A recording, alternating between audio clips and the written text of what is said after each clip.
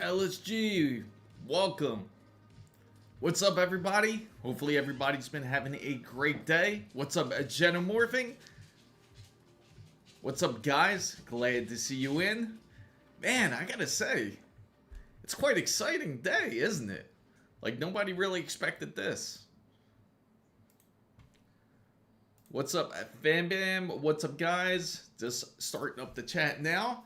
And I gotta ask you guys, what are your thoughts about this whole thing? If you've heard it already about the Steam machine, you got the Steam frame, you have a brand new Steam controller that's going to be released. That's going to be quite interesting, and it's actually exciting because now it's something that Xbox is obviously going to have to answer for. Like how's Phil Spencer going to answer to his shareholders about a situation like this? And hopefully you guys, but I gotta say, 28 CUs is actually pretty decent for a PC. It really is a PC. It's not even really a console. It has SteamOS in it, so you could really do a lot of the PC tasks that you would want to do on something like this. Hook it up to a nice display, maybe a 32-inch. Absolutely, Steam is certainly bringing the flames, I have to say. How many of you are actually interested in getting this Steam machine? You know what I'm actually highly interested in? I'm super interested in getting the Steam frame. Just because I've always heard great things about VR headsets, and that you could actually finally take this on the go without needing a device to hook up to with the Steam frame. So you could actually play your games, you can play all your Steam games, and the controllers on top of it are motion control, so they have the gyroscopic sensing on there, plus with the Hall effects sticks, which are next generation Hall effect sticks with the haptic feedbacks. I think it's going to be quite a combination that they're going to come out with. And I feel that more than likely it seems that the world's pretty much ready for the next thing that Steam is going to bring out. Because if you guys are familiar with Steam already, they've attempted to try to bring something like this before. They did try to bring the Steam console home, but unfortunately it didn't quite succeed because with the whole console generation back then, they weren't as familiar with Steam as much as PC users. But now, much more people certainly know about Steam. So I've heard that Zach Sturf, that we might not get supers because of the AI. Yeah, you know what? The frames, I think so too. But he's correct. I do believe. What's up, Miss Ja? Welcome in. I do have to say he's going to be correct on the most part when it comes to that. I believe the same exact situation. I don't think NVIDIA is going to be focused on the whole super lineup just quite yet. It would be a nice surprise if they do somehow just pop up at CES 2026 coming up. It's going to start January 5th. First, obviously, we're going to the whole AMD conference. And maybe NVIDIA will come out with some surprise. But the probability seems that it's going to be such a low chance. And I have a very good feeling that we're not going to see it till probably this time next year. Originally, I thought maybe GTC, they might bring it up, which is usually in March. And then they do have Computex in May. And in May, it seems like they're not going to quite have the supply. It does seem that a lot of memory companies out there are certainly wanting to come out with more types of memory. Because currently they do have LPDDR6, which they do want to bring into the market. And unfortunately, because of the shortage of memory, it's also going to affect video cards because of it. So that's just the unfortunate case when it comes down to the Super Series. So if anybody does want to get a video card, AMD and NVIDIA, their current generation that they do have, is certainly good to get, especially if you're looking for anything for 4K gaming. Yes, and I agree. They're going to push it back and then release it like a new gen card and only give it like 3% uplift. I think for the most part, if I haven't told everybody about this, when it comes to the whole next generation video cards. It's not going to be that much of a difference when it comes to clock speeds or when it comes to their boost clocks. The biggest difference that you will see in these cards are going to be the VRAM. So you're going to have, at least, for example, on a 5070 Ti, instead of just having 16 gigabytes of VRAM, more than likely you're going to get around 18 to 20 gigabytes of VRAM. And same when it comes to the 5080 Super. It's going to be pretty much the same way. The 5080 Super will actually push up to 24 gigabytes, which is certainly the sweet spot, especially now when it comes to 4K gaming. What's up, Random? What's up, Kin? Welcome, guys. Thank you for coming in. Welcome, everybody. I'm Chris Mizo. I talk about PC and tech. You can feel free to ask any questions. Don't feel like you're interfering with the chat at all. I certainly do love to answer any type of questions that anybody does pose out there. If you're coming from console, you're thinking about switching over to Steam Machine, feel free to mention that because I would love to hear from you and see the exact reason why you are also interested in that. So, hear me out. I'm going to wait for the upcoming new AMD CPUs hype to quiet down. Then replace my 7800X3D with the 9950X3D with pocket change. Not a bad idea, honestly. NVIDIA driver update is really good already. I gotta say, I haven't had any complaints. They certainly been a lot better since release, I can say. But I do agree with you. Genomorph.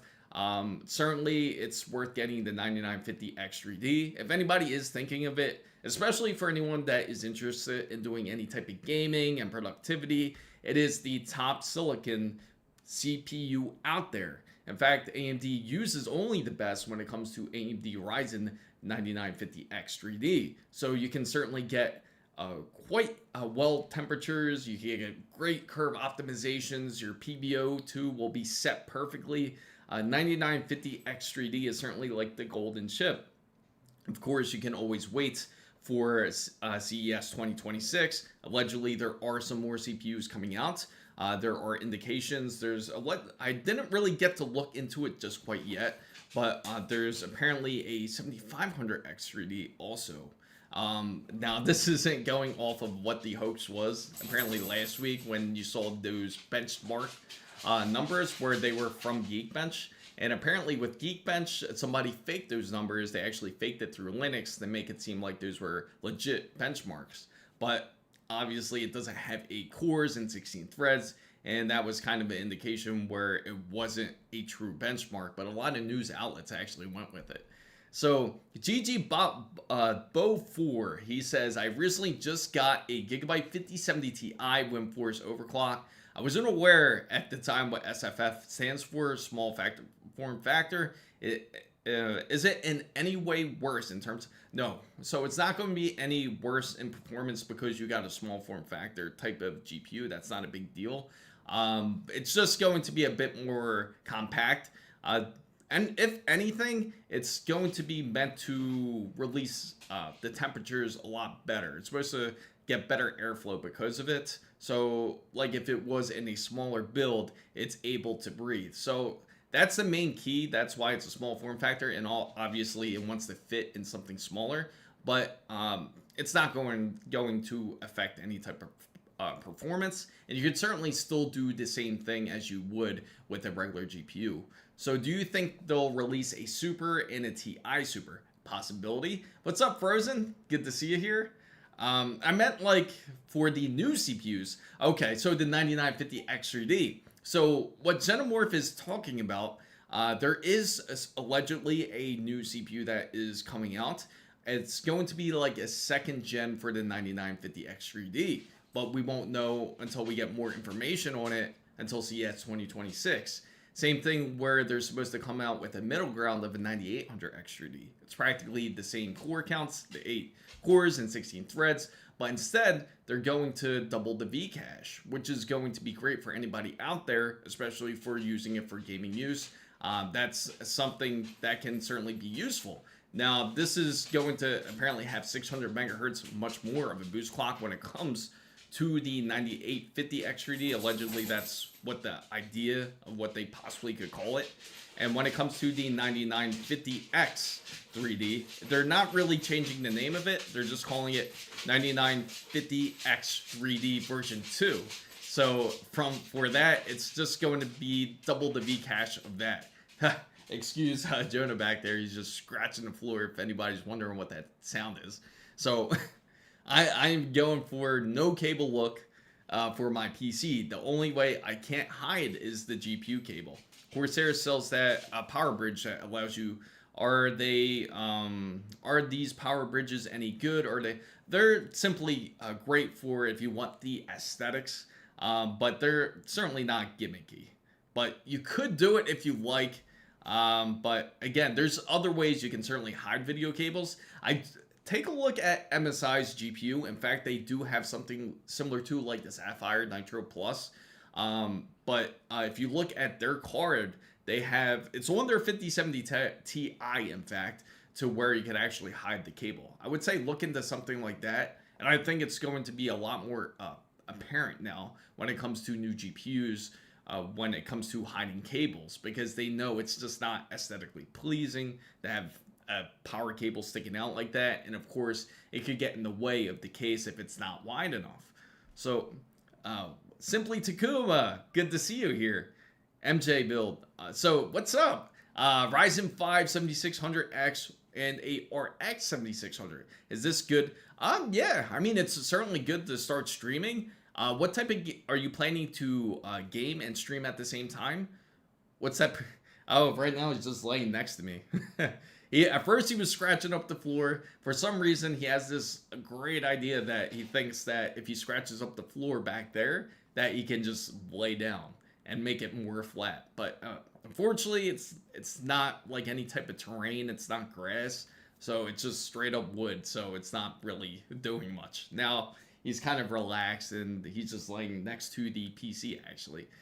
So is the 96 gigabytes 4-stick CL36 7000 for 360? Man, isn't it crazy how expensive RAM is? That's just like 360 is actually, I'm so used to hearing the pricing of like what it should be that hearing 360 is still a lot. Oh yeah, he likes to move around, but now he seems like he's chill. DDR5. So since it's DDR5 CL36 7000 megahertz, and that's the cost of shipping with, I'd say that's like probably just barely fair for the most part. I can't say it's perfect, but I'd say it's fair pricing. I feel like it should be a better deal. CL36 is still kind of a high latency for that pricing. That's what's throwing me off there, but it's not terrible. I'd say it's at that definitely that fair pricing. It's not perfect. NVIDIA driver got another, yeah, that's what I'm seeing. A lot of people are coming in with that. Unfortunately, with the studio drivers, I know in this PC, there's nothing new. DDR5 RAM for Intel or AMD build? There's Takuma at it. He's going to definitely give you the answer you're looking for. So okay. So most importantly, for anybody out there who is looking to build with a AMD build, you certainly want to look for something that's between CL30 or under. You could get, when it comes to the megahertz side of it, if you're looking for the bus speed, at least 6,000 megahertz or higher to get the best performance. Now you can go up as high as 6,400 megahertz. And for those who would like to experiment or try to do some tweaking when it comes to RAM, then it's certainly good to work within that range. Now, especially because DDR5, which is the most stable, especially with 4 sticks. Expo, so if anybody doesn't know what Expo is, that's when the memory runs together in the same synchrony. So that's what's usually used for tweaking your memory. It's almost like a profile. It's just a profile similar to what XMP is. It's just AMD's version is called Expo compared to XMP. So buy your M.2 before they, yes, M.2. And I feel that I'm warning everybody about GPUs already, because it not only will it affect just like the whole RAM side, but just remember that GPUs also take VRAM as well, so it could certainly affect it. It might not affect it now. In fact, you are probably going to get it for very good pricing if you look at GPUs now. In fact, a lot of them are a lot lower priced than what they usually are. So another thing I do have to say, anybody that's just coming in, let me know if you're also interested in any of the Steam hardware that's been released. We got the Steam Machine, we also got the Steam Frame, and the Steam Controller. Now, the two things that certainly intrigue me are certainly the Steam Controller and definitely the Steam Frame. The Steam Machine, I'm not going to honestly really care much about it, but it's great for those that have a older PC and just wants the game. In fact, maybe you want something to hook up to your entertainment system, to your TV, or maybe you just want to hook it up to just like a nice single 32-inch monitor, which is great. Again, it's more than likely the pricing, they haven't quite announced it, but it's supposedly about 28 CUs. So that's going to be a lot closer to like an AMD 7600. So for anybody thinking of a combination like that, you could certainly look into it. More than likely, the pricing is probably going to be around maybe that $400 to $500 range, if I were to guess, with the specifications announced. So yes, AMD and Intel use different DDR5 profiles. XMP runs better with Intel. Yes.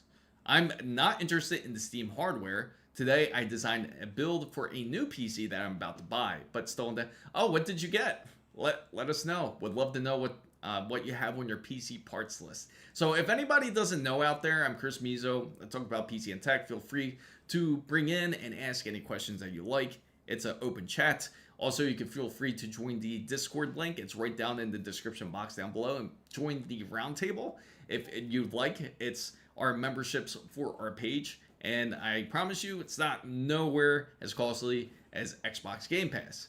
Also, if the Discord's free, just to let everybody know, you can just join in the Discord. You can feel free to post up pictures of your PC build. If you have questions about your PC parts and you're trying to gather up a list to figure out what type of compilation that you would like to do. Also, I am going to certainly mention a lot more great deals coming up soon, which is going to be on Black Friday. I know we all can't wait for that, especially for those who are trying to build a PC, which is only about 2 weeks away. So was looking at a Samsung M.2. Those weren't around last time I built a PC. Are these used as the HD, or are they supposed to be faster? Are you talking about the NVMe side? Now, when it comes to M.2, yes. When it comes to NVMe, it's going to be a lot quicker compared to seeing those 2.5-inch solid-state drives. Now, those 2.5-inch solid-state drives, they originally only could go up to about 700 megabytes per second at the max. Now, with these newer drives, depending on what type of build that you're going with, even if it's PCI Express 4, you're going to see much quicker speeds, even up to 7,000 megabytes per second when it comes to those solid-state drives. Actually, this week, I will be coming out with a video based on that, the top solid-state drives that you can certainly get. So make sure you stay tuned for that. It'll be coming out, should be out by Sunday. So Ken says you get what you paid for. Better GPU or CPU? GPU, you gotta go GPU if you're running games. Check the round table group. Okay. All right, I will certainly check it. Now, I will also feature anybody on here on Discord if you would like. And wow, that is interesting. So I'm going to share this with everybody out there by the round table. Let me just swap it out real quick, guys. Just take a second. And so if you take a look here, let me bring that down. There we go. So take a look at that, guys. Let me adjust that. Apologize for that. So we're going to zoom in on this. And that is a bit interesting. That heatsink, I got to say. Definitely unique. I would say this would look like something that would go into like some sort of like Star Wars slash Starfield type of build if you were going that direction. At 2 terabytes, 980 Storm M.2. So it even has like the Samsung-like name. It's funny, it's made by XPG. And why does it have feet? That's interesting. 108,990 feet. This can't be serious. That's funny. I couldn't tell you what that is. I never personally tried something like this. I gotta say, it does look interesting. It would be great for any of those type of theme builds if anybody's interested in doing something like that. There's a lot of white PC builds that are currently hot right now, especially like the Gigabyte X3D boards. Man, a lot of them are the Ice Edition, so whether you get the Ors Elites, Ors Master, they look phenomenal. And especially, it's funny, Takuma and I, we were just talking about that earlier, about the whole BTF type of builds. And if you're not familiar with BTF builds, they're practically motherboards, but instead of having your typical connections up into the front of the motherboard where you would usually connect it, it's on the back. So a lot of new cases are featuring where you're able to hook up these BTF boards. It seems that it's slowly coming up in popularity as more and more people are getting a bit more interested in it. So I worked, let's see, just going back right here. I don't want to talk about what it is, my parts list, how much time I spent. It's funny how obsessive you could really get with parts. A lot of people, I'll tell you, anybody in here will certainly tell you this. Once you build a PC and you're already done, you can be finished your PC build. You're still going to look at PC hardware no matter what. I guarantee you. It's going to become something like, how can I make this PC rig better? How can I make it faster? It's like tuning a car. If you're into tuning cars, it's the same way. How can I make it quicker? It's the same way with the PC. Even aesthetically, how can I make the PC look nicer? I mean, like we were talking about swapping out a whole case, Takuma and I. So just imagine just looking at cases, just willing to swap out. It's practically like building a PC all over again. So no GPU in the build because I'm going to use my old GTX 1060. Nothing wrong with it. If that's what you got to do, it's going to work temporarily. There's plenty of builders out there. I've done it myself to where I've used my older GPU in order to just keep it going temporarily until I can improve my GPU. And as long as if you got something in there to where you have your PC usable, again, nothing wrong with that. I don't. So do they just plug into the motherboard looking at X870 boards? So yes, they practically just plug into the motherboard. You're going to look on the ATX side. If you're looking BTF, everything's going to be in the back side, which I can show you momentarily. So MJ Build says, I work abroad and started flipping PCs. Right now, I have newly built i5-12400F, 16 gigabytes of RAM, RTX 3060 Ti, 650 watts PSU. Any thoughts about it? It's a great starter build for anybody out there that's looking for a PC just to start off with. Great type of PC for Fortnite players out there, Battle Royale type of players. It's still very usable. I'd say it's a decent build, and it's still within this generation because it's still, is it? Now, the thing I do have to ask you, when you say 16 gigabytes of RAM, I'm assuming it's DDR5. Is it DDR5 or what type of... Oh, thank you for subscribing. Appreciate it. Subscribe to the channel. Thank you for subscribing. Certainly appreciate it. Have to relearn a lot of stuff. So much has changed. Yes, it's quite evolved when it comes to the whole PC world. But again, feel free to ask. There's not really any dumb questions. Especially for those who've been out of the PC building game for say 5 or 6 years. And even longer, there's people out there that hasn't done a build in maybe 10 years. And it's quite changed dramatically. But I promise you, it's a lot easier than what it originally was, because before it was required of you to connect, say, like, again, the 2.5 SSD drives. You would have to make sure you had a clear bay. But now that's not as important. NVMe's just kind of clear the path of that. The only thing is I suggest is if you do install your NVMe, just make sure to install it first before you hook up any graphics card, because more than likely it's going to get in the way. That's the only negative thing when it comes to modern PCs, which we can certainly bring up there. So when your M.2 card flies away, the build is okay. It has 2 internal fans, helicopter. The i5 is up to user if they want overclock. FPS games faster. So If I can go back to build my PC build, I would rather get one the 5600 over the 5600G. But the 5600G was on sale. That's normal because usually you're going to go after what's on sale first. There's nothing wrong with getting anything on sale. I remember like going to Best Buy and just getting a GPU because I was trying to upgrade my GPU. Wasn't the greatest. I ended up going with, what was it at the time? I think it was a 1060. No, even before then. I think it was more like a 80 at 8. I think it was like 870 or something like that. 870 way back then.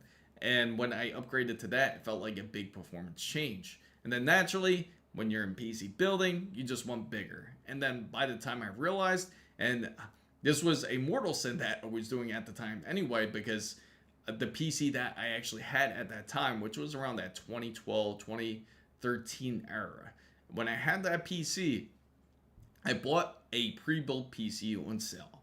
And I chose that. I thought this would be just the easy option for me to get back into gaming. But almost immediately soon after, I ended up upgrading the power supply. I got the GPU. And then I looked at the motherboard, realized it was a custom one built for that PC. And I said, you know, what the hell? I'm just going to build a brand new PC at this point. Ended up selling that PC and started building a brand new PC, which was the 12. No, it wasn't the 12th generation Intel. In fact, this was the 4970K Devil's Canyon. So simply Takuma RGB bothers my eyes. Again, like that's why I want to do this whole Project Ninja. I think this would be nice.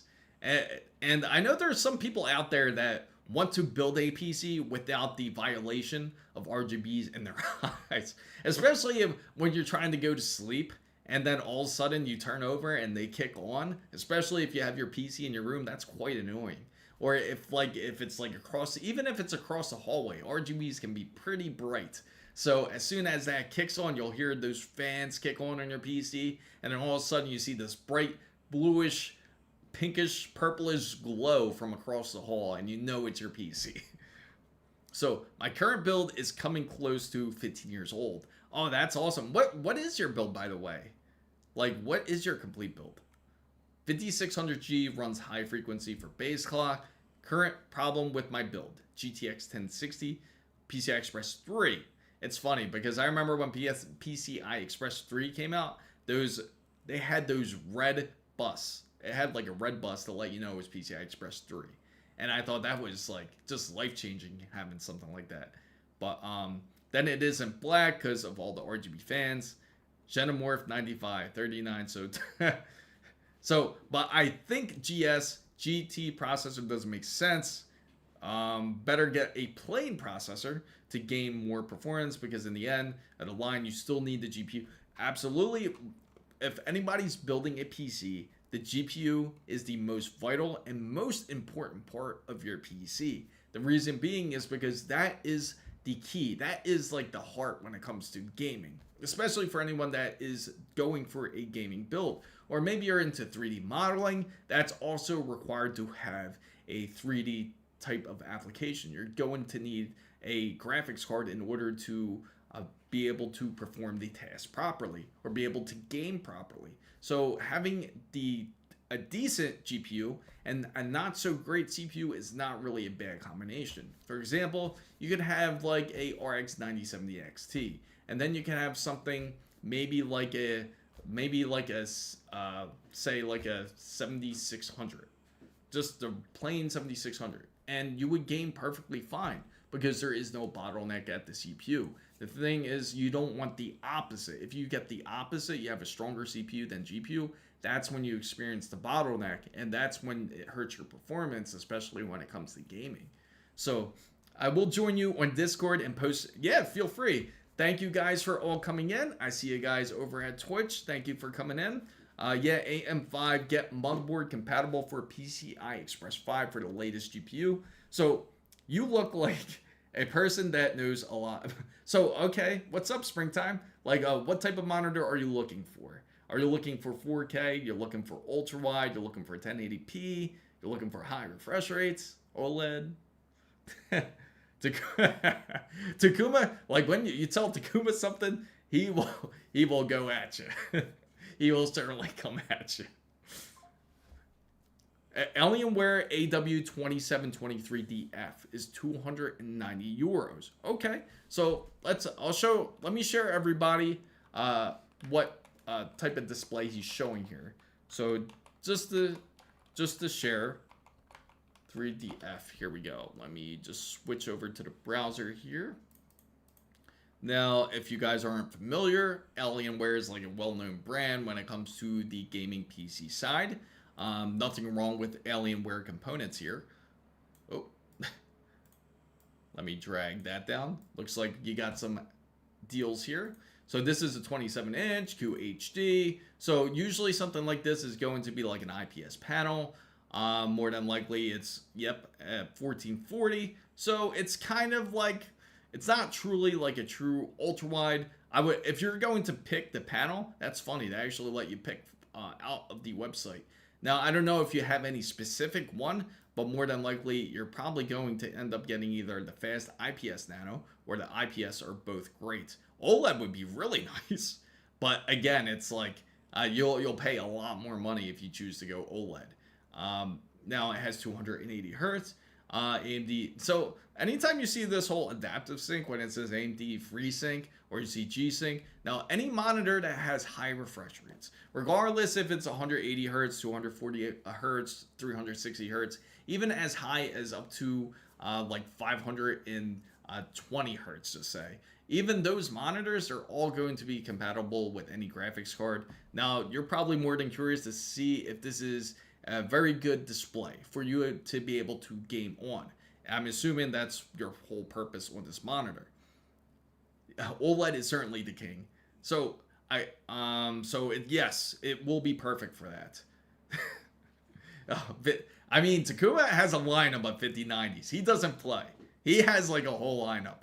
Any brand that you mention, he has it. he has Asus, he has Gigabyte, he has MSI.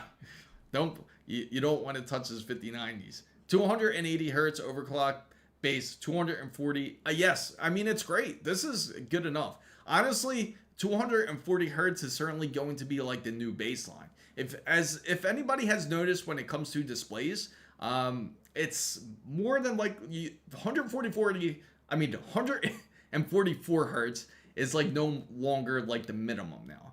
It seems that 240 hertz is certainly the minimum when it comes to displays. So if you take a look at any display out there, you're going to see it usually at 240 hertz at the minimum. So expect that to be more mainline and mainstreamed. But this is great for anybody that wants to get into competitive shooters, or if you're like competitive into something like Fortnite. 240 hertz will certainly justify the cost for sure. So, dude, I want to build. Yeah, that's like Project Ninja there.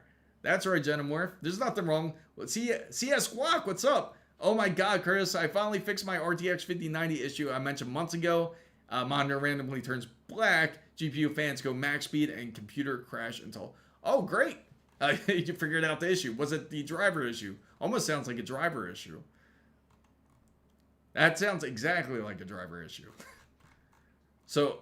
Xenomorph 9539, they are plenty of black fans. Noctua, yeah, Noctua, nothing wrong with that. Noctua's reflexes, pretty awesome, I gotta say. It's fast IPS. Yes, it's a great deal. 240 hertz for 290 euros for 14. Yeah, 1440 is actually great. I'm not sure if I haven't tested it personally, but I can tell you, I can certainly attest to their panels. Their panels are excellent when it comes to their displays. So if you see a great deal for 290 euros, that's actually not a bad deal at all. I would certainly hop on it. Now, the only thing you might not like about the IPS display, it might be a little bit heavier than you expect, but it's not going to really affect gameplay in any way. More than likely, are you using the base for it? Because I do see that dimensions are a little bit thicker, but again, there's nothing wrong with that. Most importantly, it's going to be great for when you actually game on the panel itself. As soon as I used the 12-volt high power port, that split fixed it. Oh, there you go. You know, that's a tricky situation. What's up, Ivan? Not a question, but just an appreciate. Yeah, no problem, Ivan. Thank you for coming in. So buy it straight away if it's on a deal. Apparently on 12 volt high power port cable that comes out with the GPU is needed for load balance properly. Yes. Okay. Yeah, there you go. I know certain GPUs can get really finicky when it comes to that, but if that balance it out, that certainly could do the trick there. Yes. Speaking of the case with swap, I tried to get all the parts today. Oh man, it's, you know what's funny? I know all of you are guilty of this, of midnight shopping. Like, you know you should be sleeping, but for some weird reason you're on Amazon trying to buy PC parts, or you're trying to buy something off of Amazon. You're just like, I can't just sleep quite yet. I can't sleep soundly until I finally get this part. And that's, I think we're all guilty of that. That one that splits into four, yeah, that's quite crazy. Yeah, no problem, Springtime. And anybody just coming in, make sure you like and subscribe, and follow. So Rugel's here, and he says, talking of monitors, what are your thoughts on the Gen 4 OLEDs? They were just released. Yes, it's quite interesting. They got the whole tandem OLEDs now. That's certainly going to change the game quite a bit. I think they're going to be excellent. It's been long needed, especially when it comes to this side of the market here. And actually, let's take a look at it. I'm going to show you tandem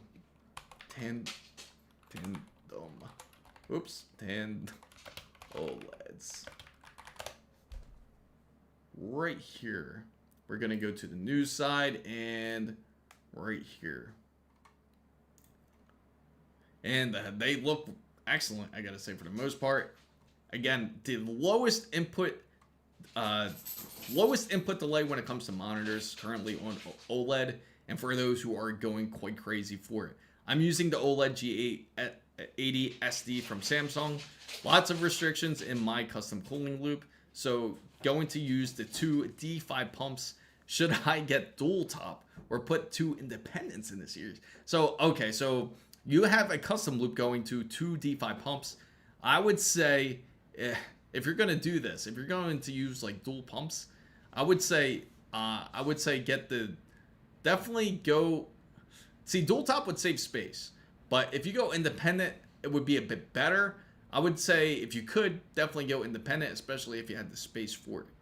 So any input on OLEDs for work, like yeah, see, OLED's not perfect when it comes to text. Like if you're programming and you're usually using it for some sort of like, just like right now, how we're looking through this display, it's not going to be perfect, but it certainly has gotten a lot better. After I'd say about the year 2024, about 23, 24, OLED displays have certainly upticked and gotten way better when it comes to the text side. Now, again, it's not perfect. It's not going to be like IPS clear, but it certainly has gotten a lot clearer. It's definitely way better than something like a VA panel. So, OLED will hurt your wallet, but IPS is just a cheaper option. It's very true. OLED is unbeatable for input lag. So that's why OLED costs more. Absolutely. And this monitor here, believe it or not, because it's even 30% smaller. So just imagine how thin it is. Like OLED's already thin as it is. So it's even smaller now. And it has a 0.03 millisecond input lag. So it's really minimal. And that on top of it here, it has 10-bit color. So its delta is E2. Now the color difference is astonishing. Now it does have DisplayPort 1.4, HDMI 2.1, and USB hub. So I gotta say, it does certainly seem like a interesting monitor for the most part. 540 hertz, isn't that crazy? Like that's just like, that's something that you would never hear back then. 540 hertz is like the new high compared to 240 hertz. 240 hertz is considered like the normal type of monitor now, which is insane. So yeah, no problem. If you get OLED, get the glossy monitor. Absolutely, glossy is the best way. The good thing is glossy has been recently on the release side. They've mentioned it originally earlier this year. They mentioned it earlier this year during Computex 2025. And that's when they started bringing out those glossy displays. Now, some of them were semi-glossy. They weren't completely glossy just quite yet. but some people prefer more of the matte display, especially for some reason if you have your PC like facing like against the opposite side of your window. And if you have the curtains open and the sunlight bounces off your monitor, it's going to blind you practically if it's glossy. So some people didn't like that. But most people will end up wanting a glossy display if you prefer more of the higher quality type of monitor. Like better picture, better quality, it's going to look more clear cut when it comes into, like, say, the lines. The line density will be a lot better and certainly looks better on text as well. So yeah, I'm using a old 2018 VAAOC panel at AOC, man. You know what's funny? They just dropped something too recently. I just was on X. I saw that they just announced something. I will find it though. We will certainly look for it. That's funny though. So thinking of Alienware IPS monitor. Yeah, I mean, it's certainly a great way to go. Now, again, you could always spend a little bit of extra cash and go full OLED. But again, OLED might go a lot cheaper, especially within, I'd say, give it like a year and a half. OLED's going to be like a little bit more standard compared to what it is now. It's already becoming a lot more prevalent out there, especially when it comes to displays. A lot more people are actually using OLED when they are gaming or if they're using it for their PC. So if you put this monitor against mine, this is the Titan. So our brains are transcending as we Thank you, Kirian. So actually I was looking at the website that specializes at secondhand items, and the middle of the night, not Amazon. My friends are like, something's good's gonna be posted on there. Instantly be sold at 3 a.m. And then I'm like, yeah, but it doesn't have that special kick. I know what you mean, Rugel. It's like you're looking for that one thing that makes it specific, like something that you really are looking for to improve your PC and overall. Maybe you're looking for even just like a keyboard with better switches on them. Maybe you prefer something like more like they actually now have, which are like these magnetic switches, which are pretty dope. Or they even have like these ones where they're like the ones that I currently have on this K100 or OPX, which are optical switches. And then they even got I'm trying to think of the one where you can actually put the pressure onto the switch. I'm trying to think of the name of that switch. And might be considered Hall effect switches too. But these switches, you can actually, they sense your pressure depending on how hard you press the key. So if you're playing something like Battlefield 6 and you don't want to end up running, you can just lightly hit W and it will actually move at that speed that you push the key. I know Corsair has it, and I believe Woot also has it as well. So I have OLED for the gaming truly best visual experience. My LG over 4,000 hours now. Yeah, notice. So anybody out there who games on OLED, please let me know your experience when it comes to burn-in. Have you guys experienced any burn-in on any display? Doesn't matter when OLED first came out, when it first was really out, like in say 2018 when it came in displays. Did anybody out there really have true issues when it came to OLED? I would love to know if you did, or nobody had a issue with it so far. I would love to know both sides of it, because personally to me, on an OLED display, OLED 65-inch TV, old C1 TV, no issues when it comes to display issues. No type of issues when it comes to burn-in. Currently with the ASUS PG34WCDM, there's no issues with this display either. And the most important thing too is doing the preventative measures when it comes to these type of monitors here. So yeah, for sure they'll drop the price 30%. I'll go OLED gaming. The clarity, zero ghosting is elite. Absolutely. Lost souls. So LSG here watching. Oh, appreciate it. Much love. You want wooting features for any type of keyboards with magnetics? Absolutely. That's what it is. I have experienced zero burn-in issues in 1 year of heavy gaming. There you go. No burning. So CS Walk, no issues. Simply Takuma, no issues. If you own an OLED, you are on top tier mode. Absolutely. OLEDs have pixel drift built in. There you go, no clue. and they have auto repair functionality to prevent this. That's the thing. It's gotten a lot better. Display technology has gotten a lot better over time. They have pixel remapping. They also have pixel movement to so that way it allows the screen to be able to kind of like exercise, so that way it doesn't end up having one image stuck in. And plus, OLED devices currently do also have is heat sinks built in. And believe it or not, a lot of the stress doesn't come from like OLED when it comes to gaming. It's more so if you're using it for other applications, such as like say if you're using it for like Premiere Pro or Premiere Pro, or if you're using it for DaVinci, or if you're using it for anything like that, that puts intense wear onto your monitor. But the good thing is now they have a lot of preventative care in these monitors built in to prevent any of these issues happening.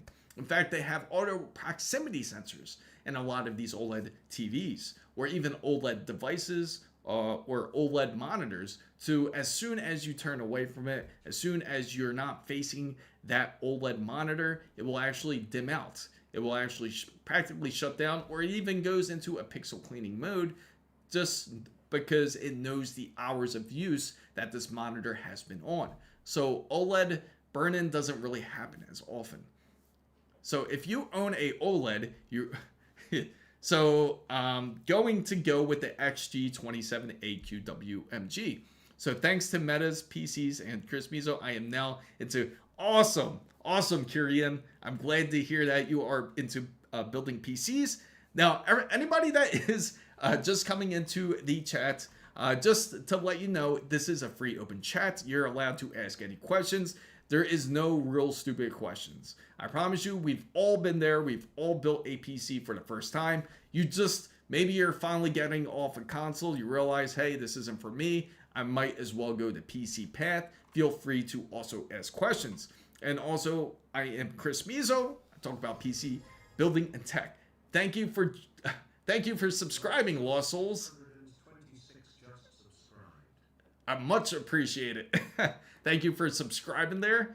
Now, just to let you know, everybody out there, I'm Chris Mizo. I talk about PC and tech. So feel free to ask any questions. Feel free to join our Discord. If you're too shy to ask in the chat, that's fine as well. You can also feel free to show off your PC. You can feel free to show off your benchmarks, and you can even show your PC parts shopping list if you're unsure of any of the components, because all of us in here are willing to help each other. I'm telling you, when it comes to PC building, it's nothing but love. I'm telling you, but you might get your balls busted every once in a while, but I promise you, it's nothing but love. So we had a OLED screen for work a while ago, but the pixel drift drove coworkers crazy. Oh no. So we basically couldn't work on any documents. So I had to recall. See, believe it or not, that actually strains the PC a bit more than gaming, because in gaming, it's constantly moving compared to a document where it's constantly on the screen and there's very little change. There's little changes in text, but that's it. So they went back to basic monitors. So that makes perfect sense. That's a good example, actually. I think people that have burn-in issues are those who use OLED for non-gaming tasks. Absolutely. There you go, Nor. There, and you hit the bell. So I was so scared about this morning about burn-in. Turns out it was just dirty. And that's the funny thing. You would get really fooled. And there's a lot of, and the funny thing is when it comes to OLED monitors here, there's times where you actually think your monitor's off, but it's not. It's just a dark screen, because again, you have the true blacks. Anytime you get those true blacks, it really looks like your screen's off.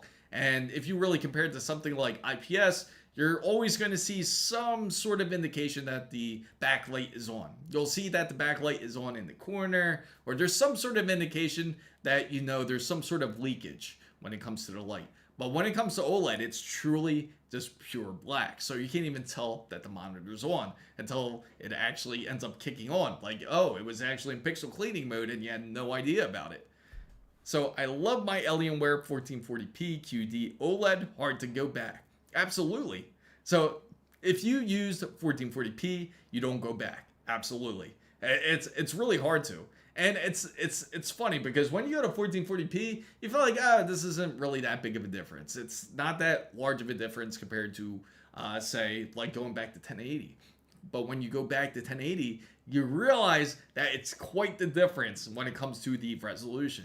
You actually realize it's actually, wait, this isn't as clear as I thought it was. Or I'm not getting as much coverage as I'd like.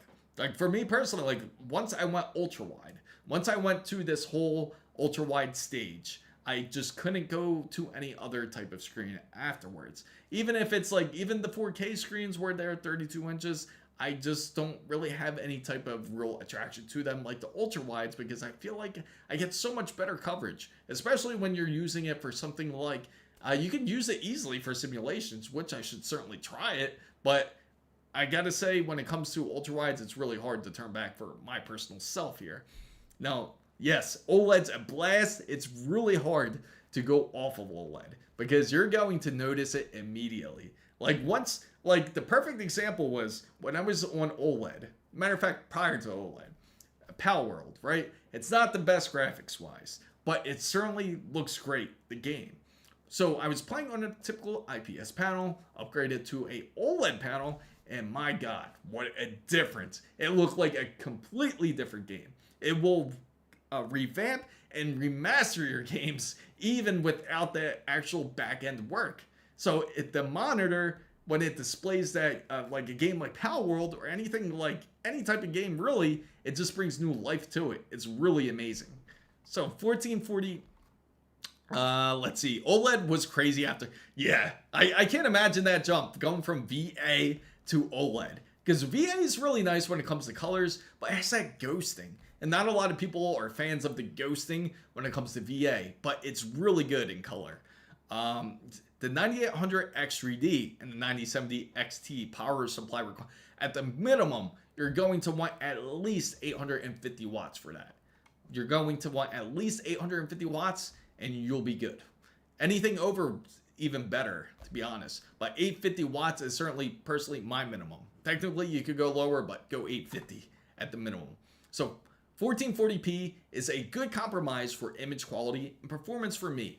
4K is nice, but I prefer to push higher FPS, and that's not possible on some 4K titles. Absolutely. I mean, yeah, there you go. Noor's answered. Awesome. I just seen the Steve Jobs introduction. Thank you for the bits. Thank you so much, Lost Souls. How mid is the 3060 12 gigabyte and the 9600X CPU? I'd say 9600X gets a lot of flack for no reason. Actually, we did a PC build with the 9600X. We did it with the 9070 XT.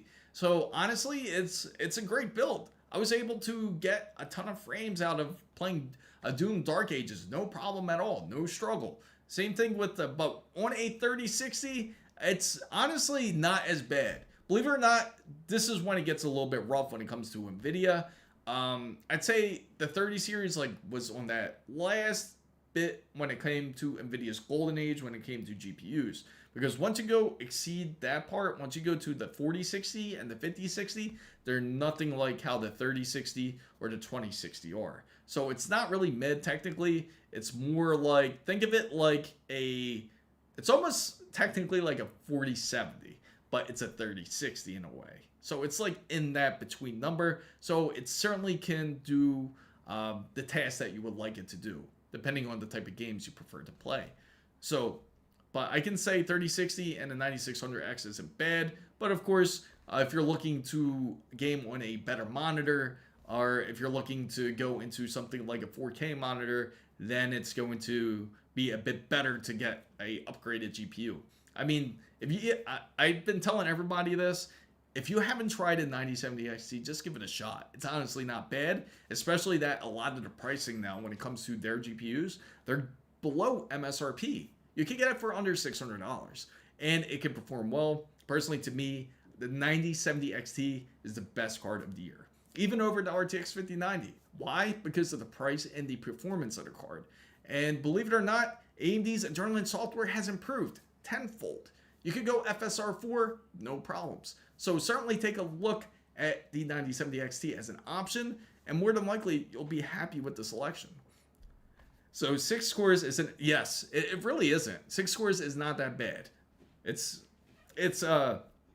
excuse me, 6 cores is going to be decent, especially for anybody that is doing like a PC. In fact, you still could stream off of it technically if you wanted to. You won't have issues. It's just going to be just enough for that. More than likely, you're not going to go into some crazy multitasking. That's really what those extra cores are for. If you're a crazy multitasker, then that's when those cores come in handy. Or, or I can say this, or you like to play games that are Unreal Engine 5. I know that hurts, but Unreal Engine 5 will end up like destroying those cores real quick. So, do you think the LG 39 GX90 SAW would be a great gaming and video editing monitor? Great question, Lost Souls. I got you there. So, to bring that up, let me make that a bit... I didn't want to move my face. But, I think the LG 39 GX90 SA is actually a great monitor. That was one of the monitors... It was one of the monitors I was actually looking at when it came to like more of a multitask type of monitor there. So I would certainly say it's actually great to do both tasks. It's going to be great when you use it for editing. You're going to have a lot of real estate there. So I'd say definitely go for it. I think with 6 cores, it mainly harms your product. Yes, absolutely. I can run everything on max graphics, 1440p, over the 4K OLED. But then AMD with the support on the older cards aren't very good. Yes, on the older cards are not great. In fact, remember AMD said, hey, we're not going to support RDNA 1. We're not going to do RDNA 2 anymore. There was a big uproar about it, and overnight they instantly changed their minds. Because there's still quite an audience out there that still has those cards. Even though it's 8%, and AMD just needs a new spokesperson, to be honest. When it comes to the marketing side, it's just rough. I don't know why they decided to announce something that abruptly, especially for those who have those type of cards. Now, it looks bad on their part, especially to bring up the Steam machine. That's like right in the middle of the tier, because technically the new Steam machine will have a custom AMD card in there, which is going to be up to 28 CUs, similar to like a 7600. That would be technically on borderline of being like out of date. But thankfully they're using Linux, so that's like their big kind of like workaround around that anyway. So it wouldn't matter if that was the case. So I'm running a 9070 XT Nitro, and honestly had no problems gaming with GPU being at 80 Celsius. There's no max with literally no sound. So case fans are louder than the card. It's funny, it happens. The only way to work around those case fans is if you get like Noctua fans. That would be the best way if you want to avoid the sound. Now, we were looking at Corsair fans the other day. Honestly, they're not that bad. You could get some actually really quiet fans as long as if they're not above a certain decibel, which is the decibel of around 30 decibels or higher is going to be quite loud for a case fan. Anything under 30 decibels will certainly be much quieter. You'll notice it immediately. A lot of case fans that come with PCs are unfortunately very loud. And they're usually around like more around that 35 to 40 decibel line. And Norse says I did a lot more on my 5600X than people would believe paired with a 4080. So it's kind of overkill what I do, but it's future proof. So yes, I'm running a 9070K, and really because my 9950 X3D and RTX 5090 cannot run Cyberpunk with Oh really? I'm surprised because I've run pad tracing with no issues when it came to Cyberpunk. Now, believe it or not, a lot of people get this mixed up when it comes to the 9950 X3D, or even, is it the X3D. So the 9950 X3D and the 9800 X3D are actually really similar to each other. The only difference is that obviously because it has more cores, it's going to have a bit more of a CCX. So it's technically really running on the same type of Vcache like a 9800 X3D is. So even though, for example, just say A 9800 X3D will have 8-core split into working on gaming. Typically, it's going to be the first 0 to 8 cores. Well, it will actually be running on Vcache. Now, the 9 to 16 will actually not be running on Vcache. It'll actually be running other tasks, such as your background tasks for your Windows updates or whatever. So that's how that runs. So the same thing with the 9950 X3D. It's just going to split because there's only one Vcache, and that's the problem with the current processors now, because they don't double up the Vcache. If they did, that would be an advantage.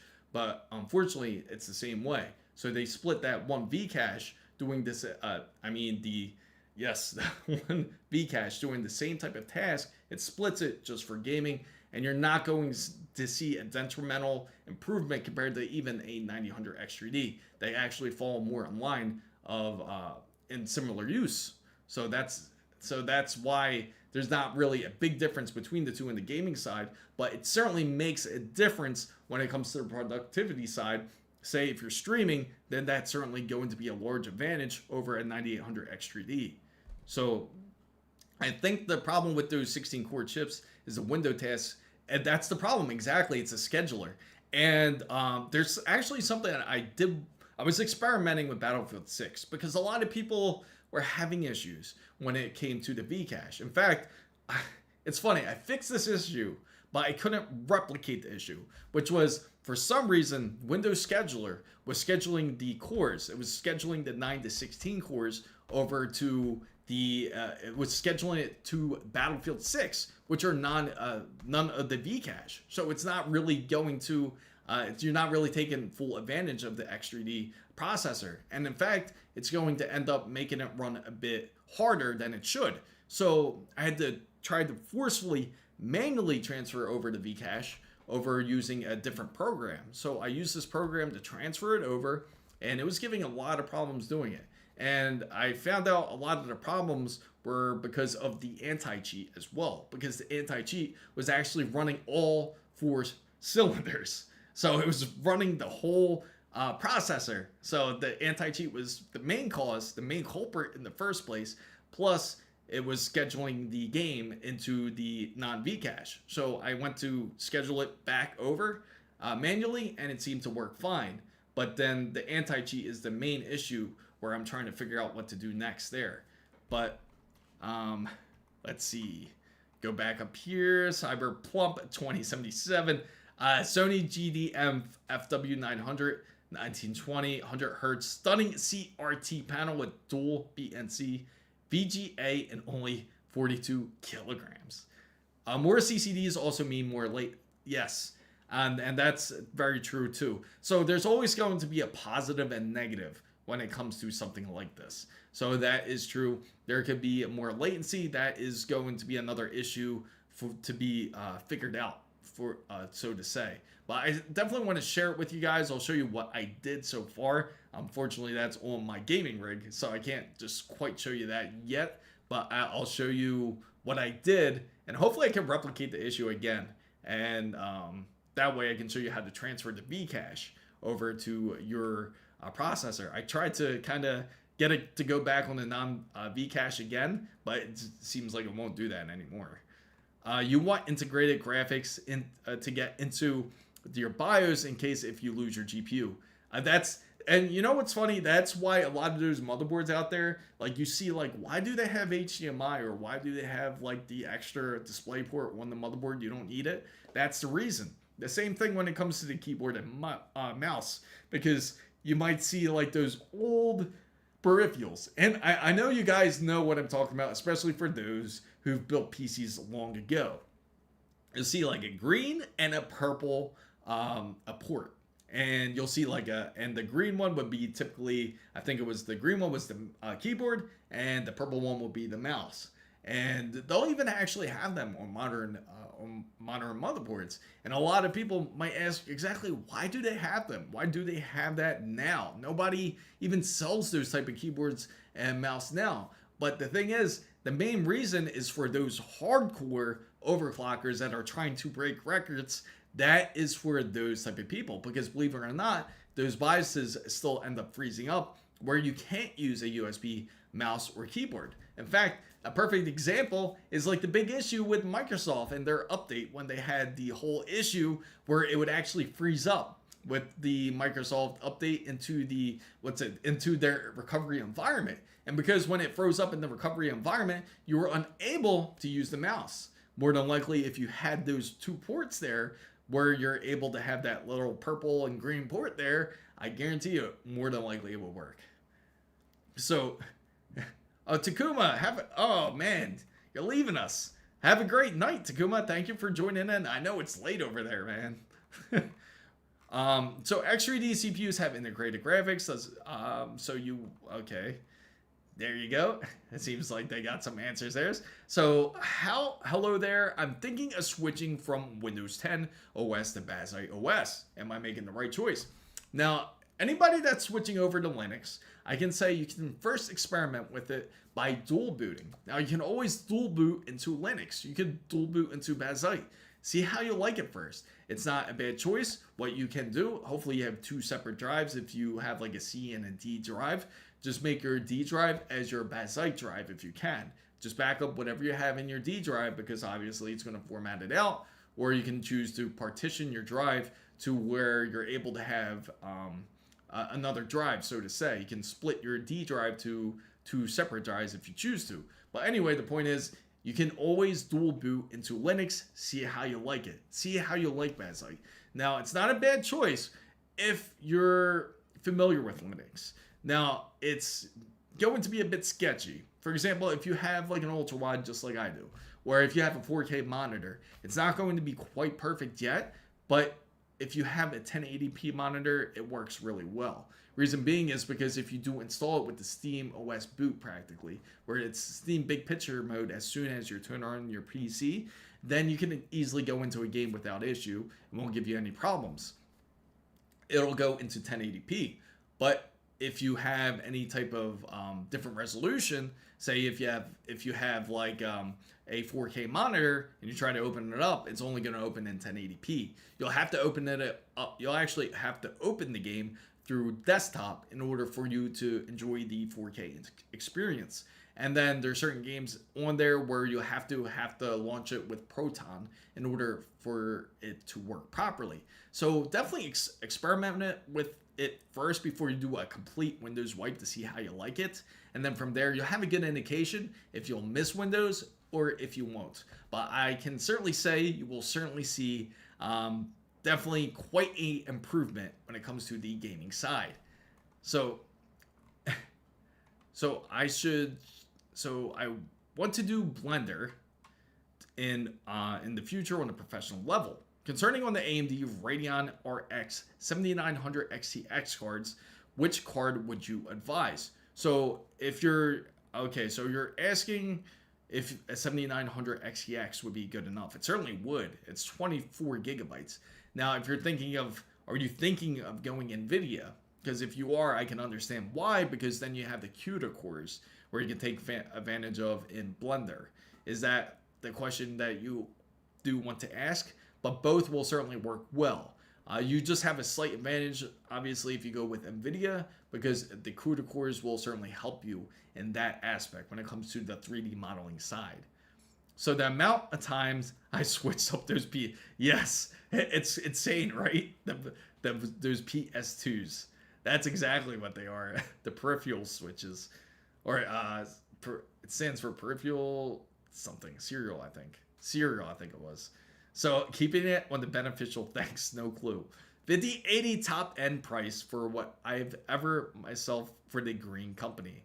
So have you experimented with Tiny 11? I haven't. I thought about it though. I certainly did. If DDR5 memory listed for sale is not specified AMD. So if it's not specified, you're going to have to look it up. So you're going to look up that serial number. More than likely, you're going to know through the type of numbers that they give you. Feel free to send it in Discord. Would love to see it. I'll certainly help you find out which one it is. But usually you can look up the model number and it'll tell you, or you could go to the motherboard that you would like. For example, say you want to get like a MSI X870E Carbon. you look at the Carbon website, you go to the specification side where you put the memory in, and they'll actually give you a list of memory that you can actually get that will properly fit the MSI Carbon. So that's definitely an option you could do, or you can actually go to the memory site and actually put in the type of motherboard that you are looking at, and they will actually give you the selection of all the compatible memory. Now, just to let you know, if you do go AMD, they will still populate XMP profile memory. So now with AMD, you can work with both XMP and Expo. You can do both. But I can certainly tell you that you want to go, you can go a bit more for the Expo side. Just make sure it says Expo on there if that's the case. But again, if you're looking on the memory site, it's going to populate both of them. So yes, no, XMP is its own profile. That's Intel's profile versus AMD. But AMD could actually do XMP and they can do Expo. So it could Expo is a little bit more modern compared to what XMP is, but XMP is Intel's signature for their boards. So it would be a bit more compatible for that side. Expo would certainly work a bit better for AMD because it's more compatible for the profiles on AMD's CPUs and for their system. So Crucial Pro overclock. Again, Crucial's a great deal. If anybody hasn't seen Crucial's RAM, that's the best way to go currently. It seems like everything else is way expensive, especially Patriot's Viper. It's insane. Have you guys seen the pricing on that? It's a bloodbath currently with RAM. It makes me actually want to check out the chart of just how bad the pricing is when it comes to RAM. Because if you guys have seen it, it's pretty bad. It's just like, it looks like it's going up. It's like a straight incline and there's no coming down. That's how crazy the price trends are. Let's take a look. I'm going to show you guys right here. So what are your thoughts on Windows 11 updates such as 24H, 25H, etc.? So I would say more than likely for your build, or I'm assuming if you're going with the build, I'm going to sign off too. It's 110 for, okay, Jennifer, have a great night. Thank you for coming in. Thanks to you supporters out there. I think LSG is still here. Still shout out to him. Shout out to Takuma. They're all part of the round table. Feel free to join us. It would be great for you to join us to see our discussions.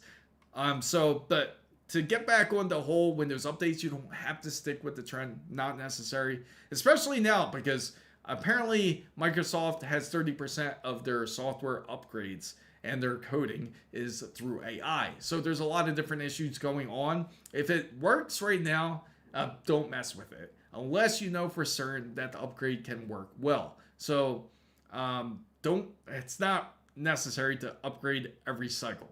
So the next one that we're looking for obviously is going to be the 26H1. And again, I'm skeptical. They're actually going to bring haptic feedback to your mouse. So that's going to be interesting. So generally, any 6000 CL30 will just work fine on AMD. Exactly. There is a Clev 6400 CL32 2 by 16 for 110 euros. Downside, not euros, pounds. Apologize for that. 110 pounds. So downside dispatch 6 to 7 months. Oh wow, 6 to 7 months. That's quite insane. That's let me show you these trends, man, because this is crazy. This is quite insane for anyone to see this because it might squeeze your heart a little bit because this is DDR4 here. DDR4 is like, look at that.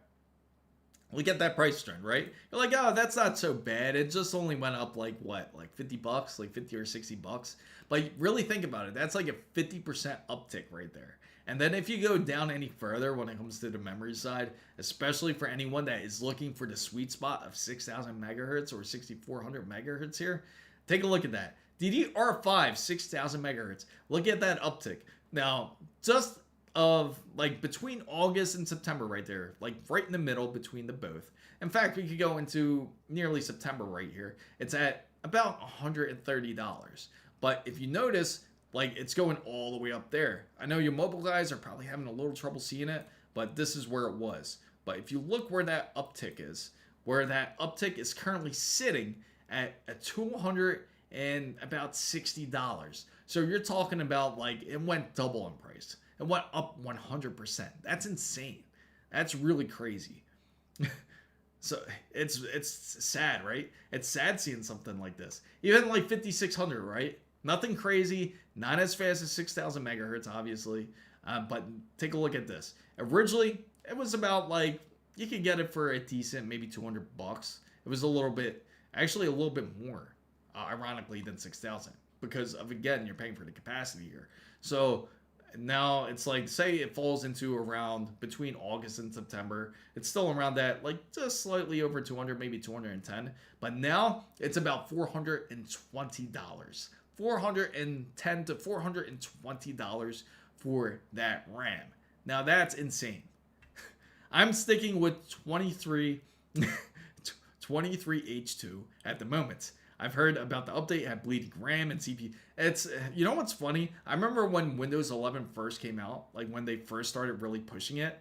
Yes, and it's only going higher. It just, you know, like the big, just like in Halo, anybody that's played Halo, it's just like that big arch that you see. Like it just seems like it never ends. It almost feels like that. It's still building. It's going to keep growing. And it's just going to get worse. It's true. Hopefully manufacturers are able to handle this type of load. Hopefully they end up doubling. I mean, especially with the new technology of LPDDR6, hopefully that's going to draw a bit more attention compared to our standard RAM right now. Now that's more on the enterprise side, not in the consumer side. It's hopefully on the consumer side, it certainly gets better when it comes to RAM. But there's a lot of people that's certainly interested in doing these local machines and these and building AI. So I can see why it's going up. How does Chris Mizo live stream perfectly with no issues? Oh man, it took a lot. I'll tell you right now, it took a lot of practice.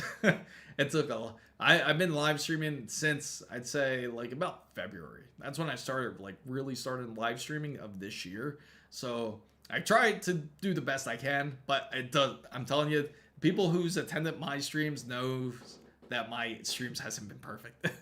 So talking of RAM compatibility, if I remember correctly, CL26 RAM is exclusively promised to only stable on Ryzen 9000s. Though I'm pretty sure that the guy who already bought the CL26 has the budget.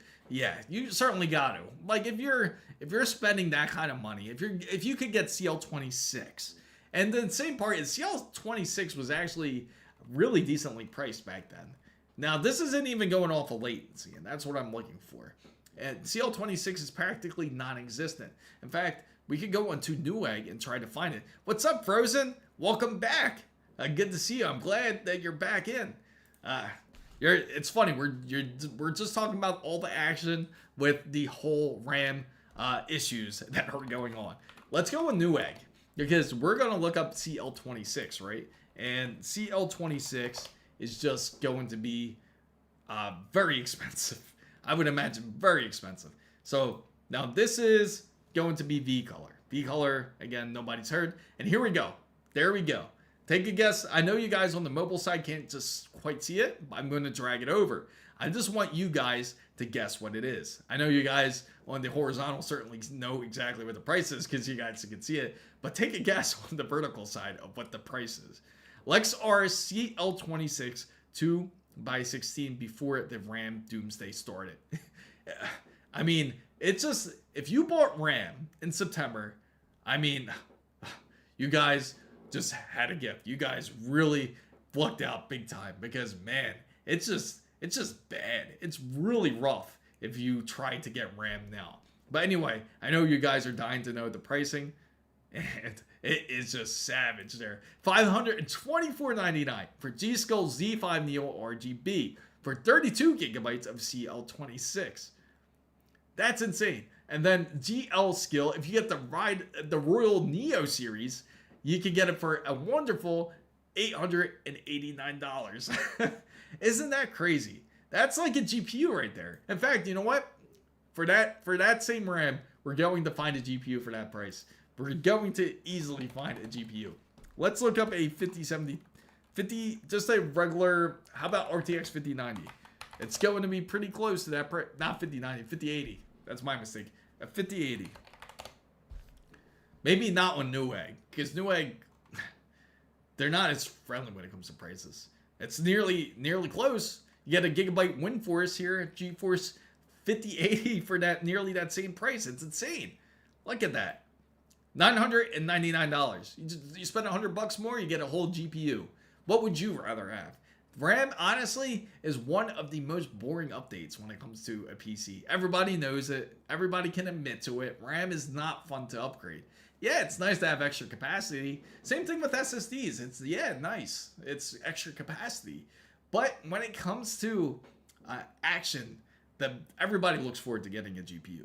It's the best and the most fun component to certainly get. I would much rather get a GPU over RAM. But it just shows you how insane the pricing is.